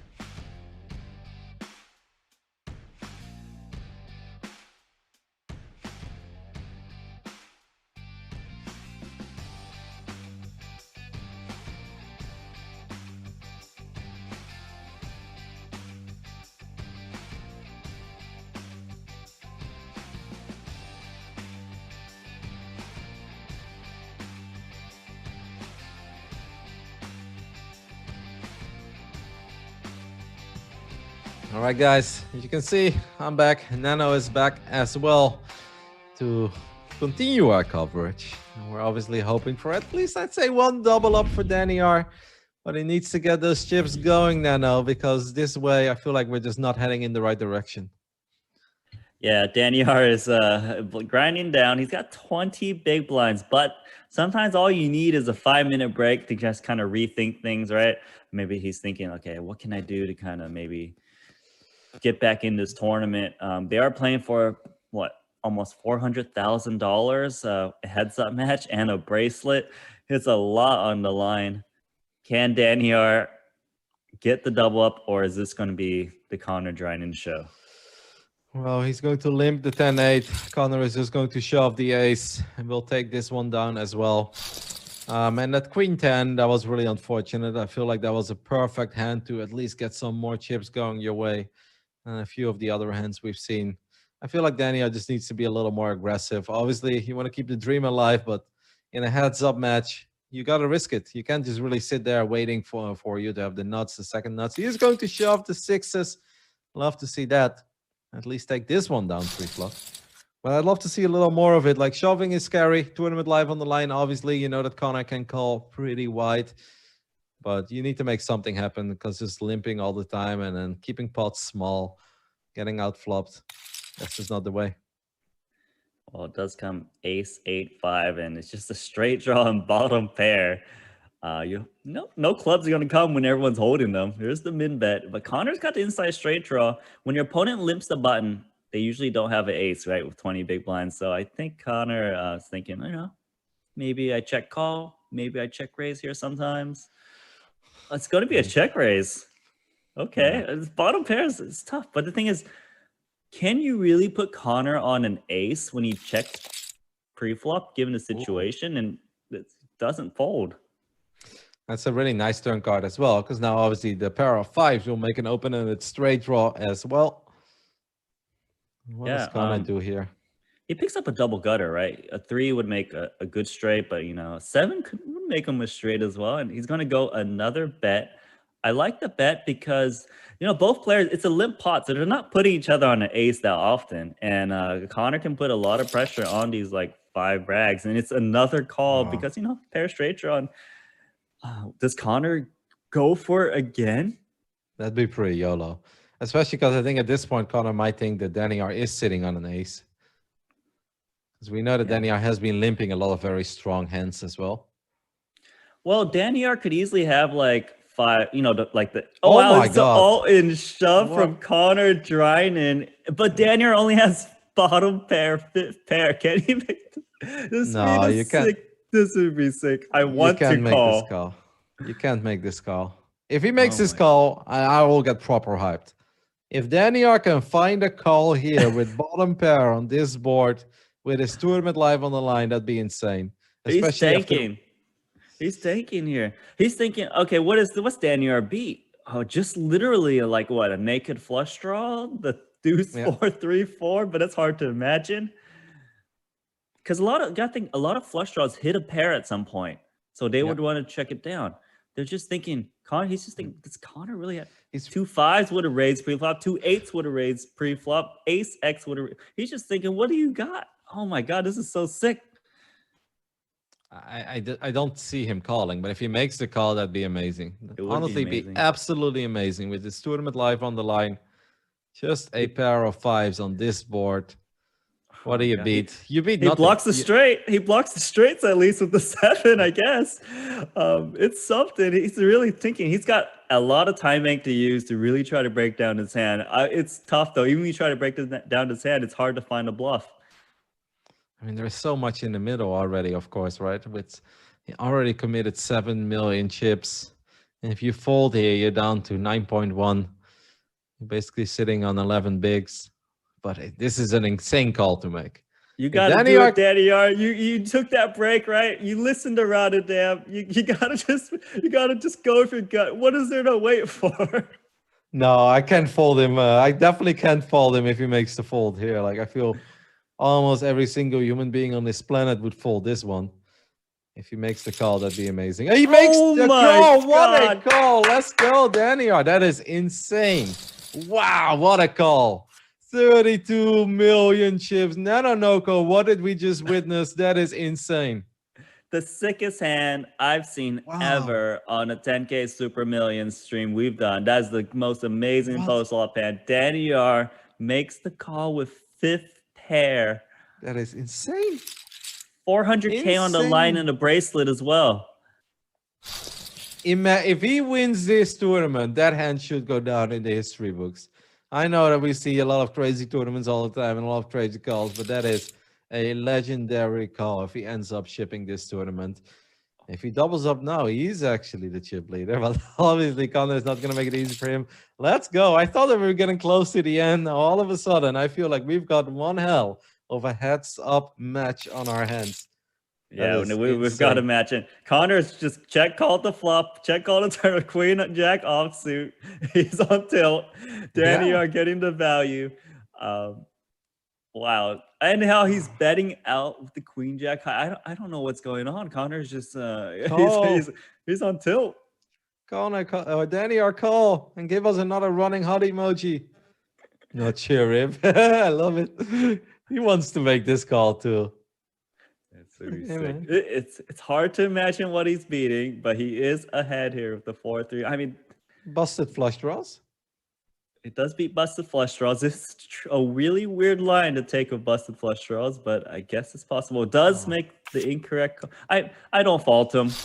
It is hard to imagine hands he beats, but Connor, wow, that hand is so sick. We gotta go. I mean, we gotta think about that. Last hand is just so insane, right? The call there, bottom pair.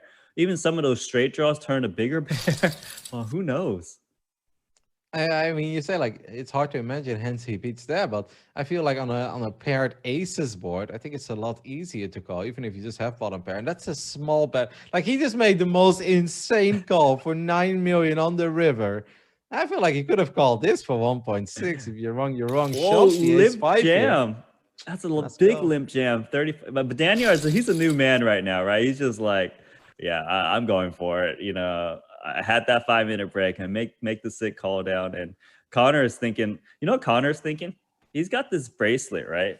And it's just flying away from him a little bit right now. It's like the stork flew by, picked up the bracelet. Daniel Negreanu's laughing, right? It's like, haha, I might save 100K. I have no words for that call. That call was just insane. So incredibly well done. I wish he would have called with the 4 as well, but you know, relatively small pot compared to the previous one. And he's going to be feeling pretty good. Overbets his 9 here, and he's got a worse 9. Now, obviously, they could still chop this one up, and they will chop it up as both players make a full house. Yeah, I'm loving the flow of this heads-up match now, right? The beginning was a bit quiet, a little bit grindy, but now it's, wow, another overbet with just the 9 full house. It's just very interesting. It's like he's trying to move his opponent off of a chop, because like you're thinking, what worse hand is ace high really going to call me down here? This is some very creative play, and I'm loving it because this is very wild and unpredictable right now. Yeah, I mean, obviously Connor is worried about him having a jack at this point, right? Like the deuce is a bit unlikely, but the full house of deuces and jacks, I mean, that's a much bigger possibility. Connor's running out of time, but he's only got a minute left, and he's been put in a lot of tricky spots now. This might come to bite him. And obviously, he's like, man, if I'm wrong here, like we're even. How the hell did that happen? Of course. He's thinking about that. Air gonna chop it up. Good thing he made that call. Yeah. Excellent call there with the 9. Well done. And that means that Connor will keep his pretty comfortable lead, 28 million chips over his opponent.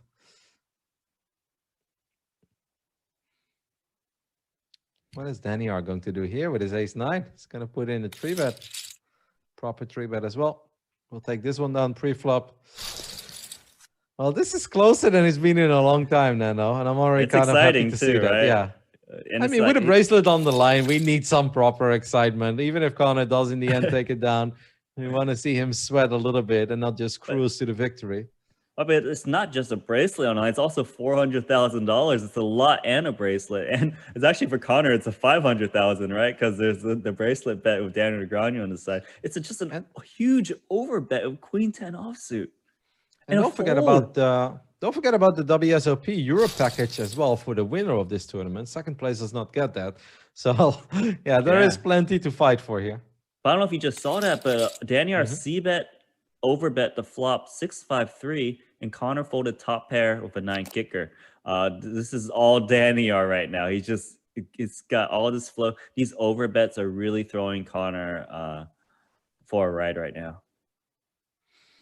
Connor is going to bet his 4 here, and we'll take this small pot down. Obviously, at these final tables, the blinds do not go up based on time, but they go up based on hands. You guys can see that on the top left side of the table. So in 14 hands, the blinds go up again. That may seem like a long time, but in heads up, that goes by very, very quick. Unless they just keep putting each other in these insane spots where they do actually need to use their time bank a little bit.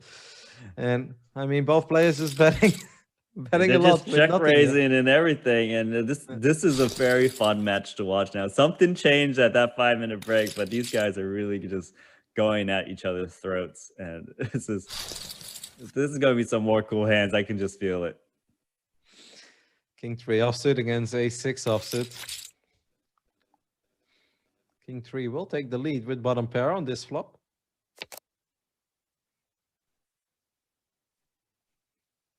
Connor might still feel pretty good about his ace high. He's like, well, ace high is still ace high in a heads up match. And if you call on the turn there, you might actually call on the river as well, Nana. There's a decent chance. And Daniel has been going for thin. This is some thin value, almost pot size bet with like a very weak pair. Knows he's got the best. And Daniel is very tough to play against right now. It's very unpredictable because a lot of guys just go, oh, snap check, right? Like just in case. Daniel is just over betting with like mid pair, bottom pair, making big call downs. I mean, this is what we want to see. We want to see him play some bigger pots and get a lot more aggressive. And it's definitely working out for him at this point. Man, he's betting so quick as well. He still has 7 minutes left on his time bank.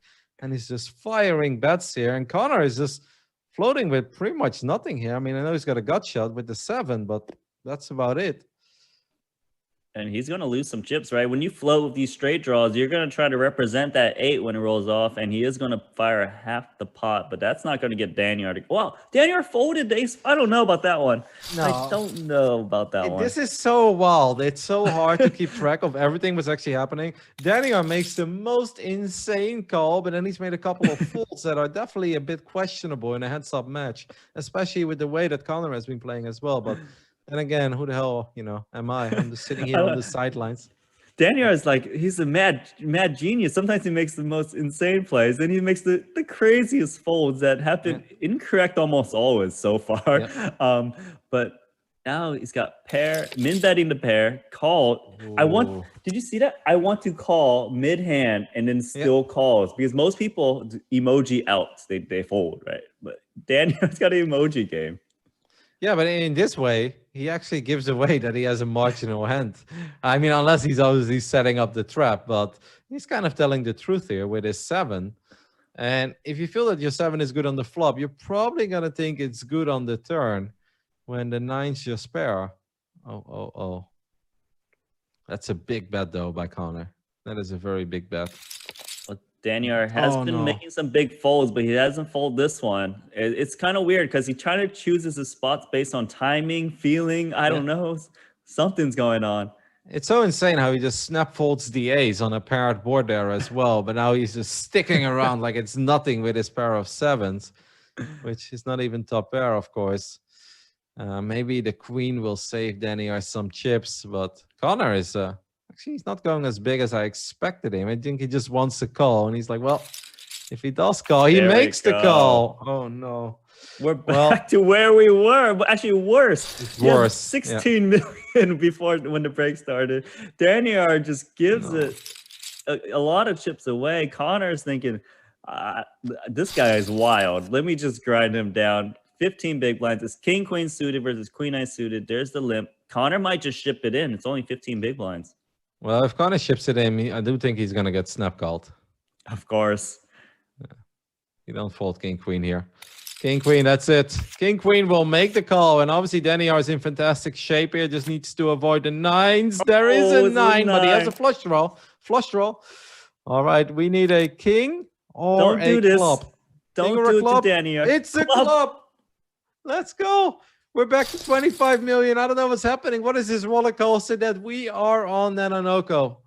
This is some crazy poker happening right now. Connor didn't get lucky. He did get lucky on the flop. Is gonna lip the 6-2 suited. This is exciting match. I can't stop watching. I don't know what we are watching. This like the Jack-7 hand, the aces that just get folded immediately. All right, what do we got here? Connor is gonna take this one down with his pair of deuces. Oh, that's got to sting though. One card away from shipping the tournament. Now all of a sudden your opponent still has a pretty reasonable stack. Two decent hands here. Oh, and they both flop pretty reasonable to get a decent amount of chips in. Yep, a queen Overbet. would be. I mean, Connor is not going to fold here. I think Connor might just ship it.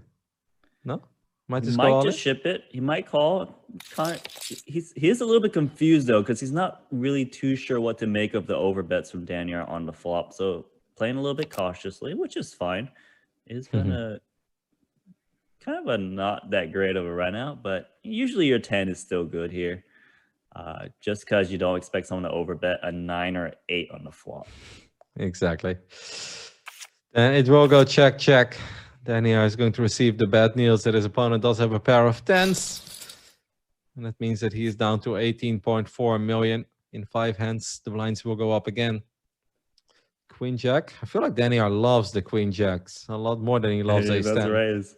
And Connor, is he going to limp call, limp raise? Is going to limp call. And they both flop pretty okay, you know? 20 big blind stack. It's a big bet from Daniel. This, so fast the big as well. bet makes Connor kind of more of a push fold situation, right? Because like usually you just call like a 2 million bet, but when someone bets big, they either got it or they don't. It's a ship. Well, we need to avoid aces and sixes, and if we do, then Daniel is in an amazing spot. If the river is an ace or a six, it is all over. If it's not, that's not an ace or a six. Daniel is back to 37 million chips. I, at this point, have absolutely no idea what we are watching. They are just throwing chips at each other. But Daniel now has more chips than he's ever had. Not just throughout this heads-up match, but throughout the entire evening. Wow. Hey, just splashing chips quickly. He's playing so fast. Connor is thinking, can I get rid of this guy? Daniel Negreanu is probably sweating this, laughing like, I've got my Danny. This guy's so crazy. Please take him out. Here's the raise. They both got the jack, but nothing on the flop. Imagine if this would have been like a Jack 5-6 board. Oh, that would have been an absolute nightmare. Connor is going to take this one down. Daniel really does not believe in his strong aces heads up, does he? Like, I'm out of here. It's all right, though. I think if that's flop, pretty hard to continue. But Connor is down to 7 seconds of time bank left. And if this match is going to continue for a while against a guy who's doing crazy overbets and all sorts of plays, it's going to be tough for him. Well, Ace 8 is going to take this one down pre-flop. Blinds have gone up. Big blind is now 900k. Jack 10 flops 2 overs and a gut shot. The ace is no help to anybody. He's like, hey, I've got an ace. That's actually a decent pot to take down, though. That's 3.8 million in the middle already. These do really start adding up. Oh, the 6-2 4 offsuit 3-bet. Oh, it's I don't know. This is so close right now. I don't know if Daniel is an absolute genius or a madman. I am just he's a madman for sure. But he's got at least $1 million in his bankroll. Ace 10 offsuit. It's gonna flop pretty good here. Flop top pair. Daniel makes the call with King 8. Quick call. It's a quick call. This has been the best heads up match I think we've casted so far on the 10K Super Millions. There's so much on the line. Too crazy guys. There's another call with King 8 high. Yeah, I don't get it because, I mean, like, obviously, if you think King high is good, then it is what it is. But he folds the ace tens and the ace jacks just immediately. Like, in no world does he ever believe this is good. I mean, it's a pot size bet. He's got king high. Is he thinking about calling this king high? This would be an insane play. He is thinking about it. I actually feel like he's going to do it. That's how mad I think he is at this point. He shouldn't do it. Okay, and he doesn't. Whew. Save. I think Connor was thinking, this guy just hero calls anything. Let me just go for some big bet, big value. Didn't get it to work.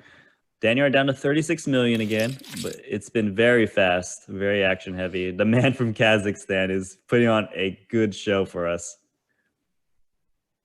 It's been an amazing show. We've seen a lot of things in these previous 12 weeks when we watched the final tables of the High Roller Super Millions. I don't think I really have seen anyone like Daniel, where it just feels that his play truly is all over the place.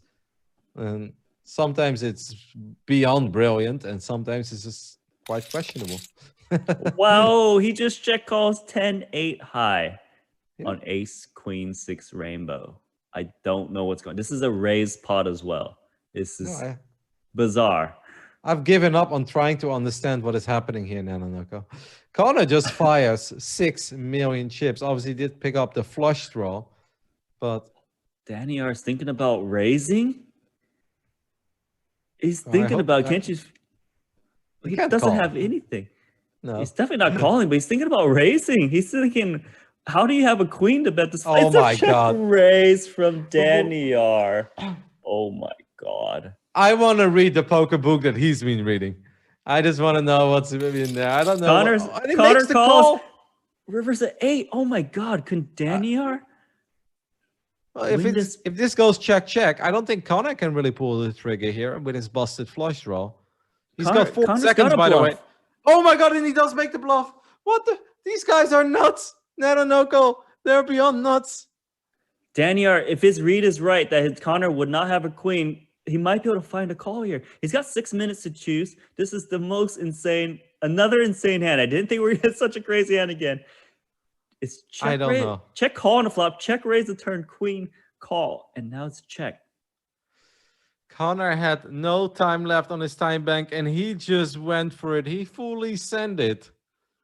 And Danny Arnal is wondering if his 8 on the river is good. I mean, he already made the most insane call. This would be another beyond ridiculous call. And if he's right here, he is actually our Neil chip leader, and not just a chip leader. He'd be a massive chip leader. My heart is racing right now. Daniel is trying to break down the hand. What does he beat? He beats the busted flush draw. And it does make sense. A busted flush draw would play this hand exactly the way it's been played. It's a tough call to make. It does fold, unfortunately. Oh, he shows him the bluff. He shows it. Oh, well, that's a good way to put your opponent on tilt. Wow. I mean, okay. Yeah, that's it. The tilt emoji. And then the haha. I love it. Pocket 8s against 3-4, by the way, in this hand. So 4s did make bottom pair. Yeah, this is oh my God. I wanted to see that call so bad. Regardless, that was a nice bluff.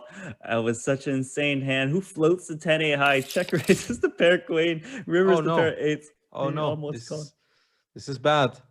Connor makes 2 pair on the river, and Danny are still sitting on pocket 8s. Could just check it here with 2 overs, but he's thinking about going for value. We've seen him go for thin value bets, right? The king tree. Yeah, he's been going for some thin value bets. I think he's going to bet these 2 8s. Oh, he does check safely. We're back to where we were. Daniel's got 20 big blinds again. Well, less than 20 big blinds, but he's got about 15 million chips. Ace 9 against. Oh, if he shoves it, ace jack might call. Oh, this roller coaster will never end. Daniel got to call this. Daniel makes the call, needs to avoid the 9s to keep his tournament dream alive. Flop is pretty safe.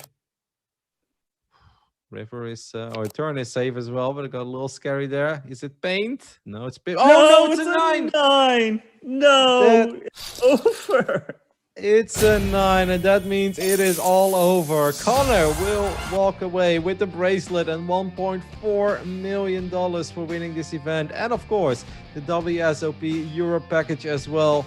I was not ready for this to end because we just went from 10 million to 30 million to 10 million to 35 million to almost 40 million to potentially 65 million, but he didn't make the call. Noko, normally we just summon this up in a very quiet manner. We're like, oh yeah, that was a cool hand. That was a cool hand. Where the hell do we even start after watching this final table tonight? I mean, I don't even care what happened to the other 7 places. It's just these 2 guys are the guys we should be talking about. That was an amazing heads up. The best one we watched, hands down, in the 13 editions we've done. Let's talk about Daniar, right? Daniar he was getting in there throughout the whole final table, though, right? He was limping, he was raising, he was just 3-betting garbage. He was just such a wild player. This guy, he satellited into this tournament, but he did win 8 main event ticket 5K. So this guy plays a lot. Was very creative. Overbets. Eventually got the heads up. That heads up was so crazy, right? What's the one that stood out the very first time? Didn't think another hand was going to stand out, but was that 7-5 call against the deuce 4. Yeah. He bet the flop on ace 8-5, got check raised by the deuce 4, turns a straight draw, calls again. Connor ships the river when the queen comes and calls bottom pair all in shove. Was so sick, right? Because he used a lot of time bank, calls correctly. Then there was all these crazy hands of overbets and mid bottom pairs of bluffing it off. Eventually, he almost turned the tournament around, right? He floated the 10-8, right, on the ace-queen board, pairs the queen on the turn, check raises Connor's pot size bet, rivers the pair of eights, and incorrectly folds, but don't fault him. Connor showed the bluff. Almost would have, if he made that call, he would have had all the chips. Yeah. And then got sucked out on the ace jack, ace nine. Oh, such a crazy heads up for Daniar. What do you got to say about Daniar today? I mean, legendary in a way. Like, I will not forget the way that Daniar played. I mean, well, obviously, like I said it a couple times, but the way he loves his king 8, his king 9, his queen jack, and then ace 10, ace jack on like pretty safe boards. He's like, I'm out of here. Even the way that he folded the ace 5 on the ace 8, 8, 4 board, I think it was. It's like, that seems like you're sitting on a monster in a heads-up match, and he's like, oh no, I'm out of here. But then the next hand, he's just sticking around like glue with the 10-8. Man, what an absolutely amazing end to the World Series of Poker. The online edition, of course, because of Corona, we couldn't have the World Series of Poker live, but now it happened here. It was super cool to see the High Roller Super Millions be an official Bracelet event. I mean, I don't know, Nano. Normally, it's very easy to go over a couple of hands and be like, I love this, I love that. This was actually a roller coaster. You know, people often say like, oh, it felt like a roller coaster, but then it wasn't. This was all over the place. In the final 10 minutes, we saw it all. Like, it felt that this one was over. Then we had hope. Then it felt it was over. Then we had a lot of hope. We were so close to actually having Daniar as dominant chip leader. I think if he makes that call, and I'm with you, you can't fault him for that fault because that's a super, super difficult call to make. But if he calls there, I think he's over 60 million chips. So he would have actually been like the dominant chip leader. What an insane final table. What an absolutely insane, ridiculous final table. Yeah, so shout outs to Daniar. Second place. He still cashed over $1 million from Kazakhstan. Congrats to him. But it's all about Connor Dryden today. He came in like came in the middle position to the final table. He was my pick to win. I want to remind you that, Rotterdam. All right. I'll give it to you. Well done, Nano. The Nano curse is over, guys. He's been picking winners. But, you know, let's talk about Connor, right? Okay, we reminded you during the pre-show, he got in aces versus aces in the $1 million buy-in tournament and lost to Carry Cats. Now he's got to run good somewhere. Today was that day to run good because, you know, early on he picked up those kings and aces at the right timing, but the big hand really was the nines he busted out tens. Siraj, the chip leader, right? The 9s against the 10s, binked that 9 and held. Since then, he had a big chip lead, grinded everyone down, was making big bluffs, was just stabbing, going all in. Then he got the heads up with a huge chip lead. Was like, I'm going to ship this tournament. I have a 100K bracelet bet with Daniel Negreanu. As long as I win a bracelet, I win an extra 100K. It's like, this is easy money. Played against the craziest heads up opponent ever, made some big bluffs, got called down, was thinking, I might lose this spot. I might lose this bracelet. What's going on? There's so much money. It's 500K on the line for him. With a crazy opponent, eventually took it down.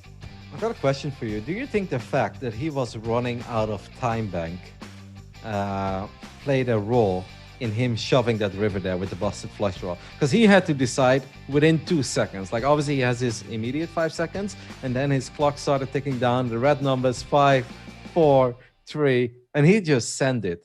Do you think that he always makes a decision? What if he has like 2 minutes to think about it? Do you think he makes the same decision?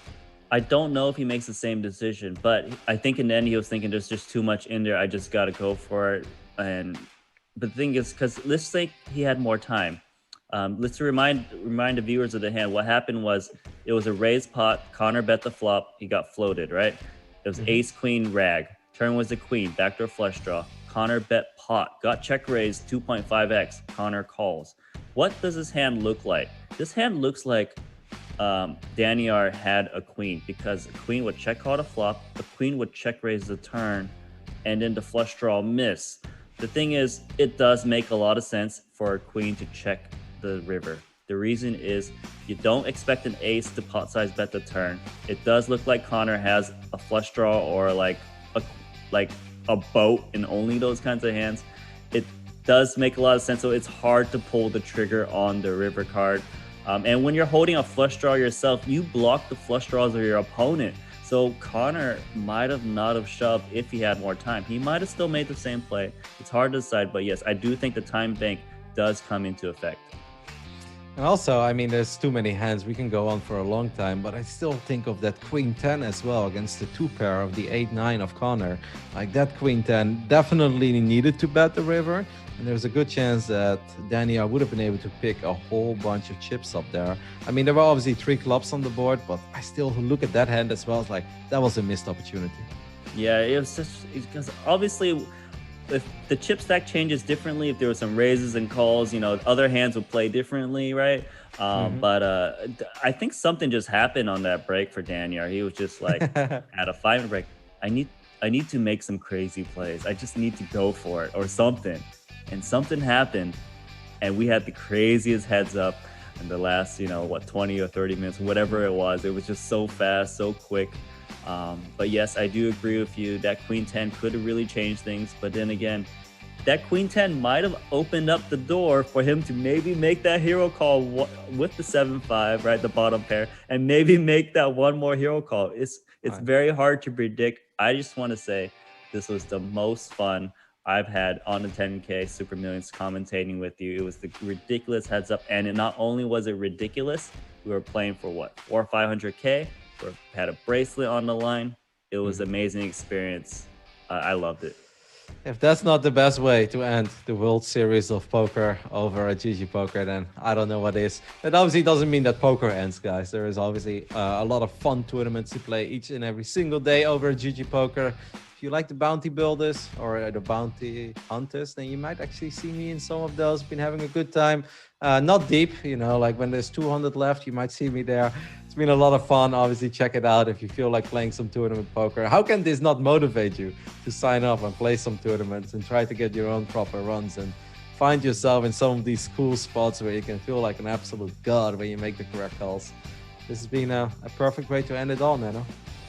Yeah, and I just want to say one more thing.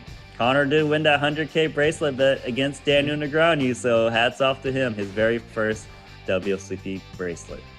In like pretty much the final event as well. What a moment to pick up the bracelet. All right, guys, that's going to be it for us tonight. We hope that you guys had as much fun as we did. And obviously, we don't say this every week. We're very real about the action here. Last week was it was pretty fun, but it was kind of dull. We had a couple of crazy final tables before, but tonight was just wild. Don't forget about the immediate chip leader, like Christopher, who had an insane run, 21 million chips, and suddenly he was out in 6th place. And then Siraj, who was looking so good, shoved the 10s. He went out early as well. This was a wild ride, and I can't wait for more. Thank you guys so much for watching. Make sure to follow the Twitch channel if you haven't done that yet. And there will be a lot of very cool poker shows heading your way over here. That's it for us tonight. Have a good morning, evening, or afternoon, wherever you may be. And hopefully see you next week.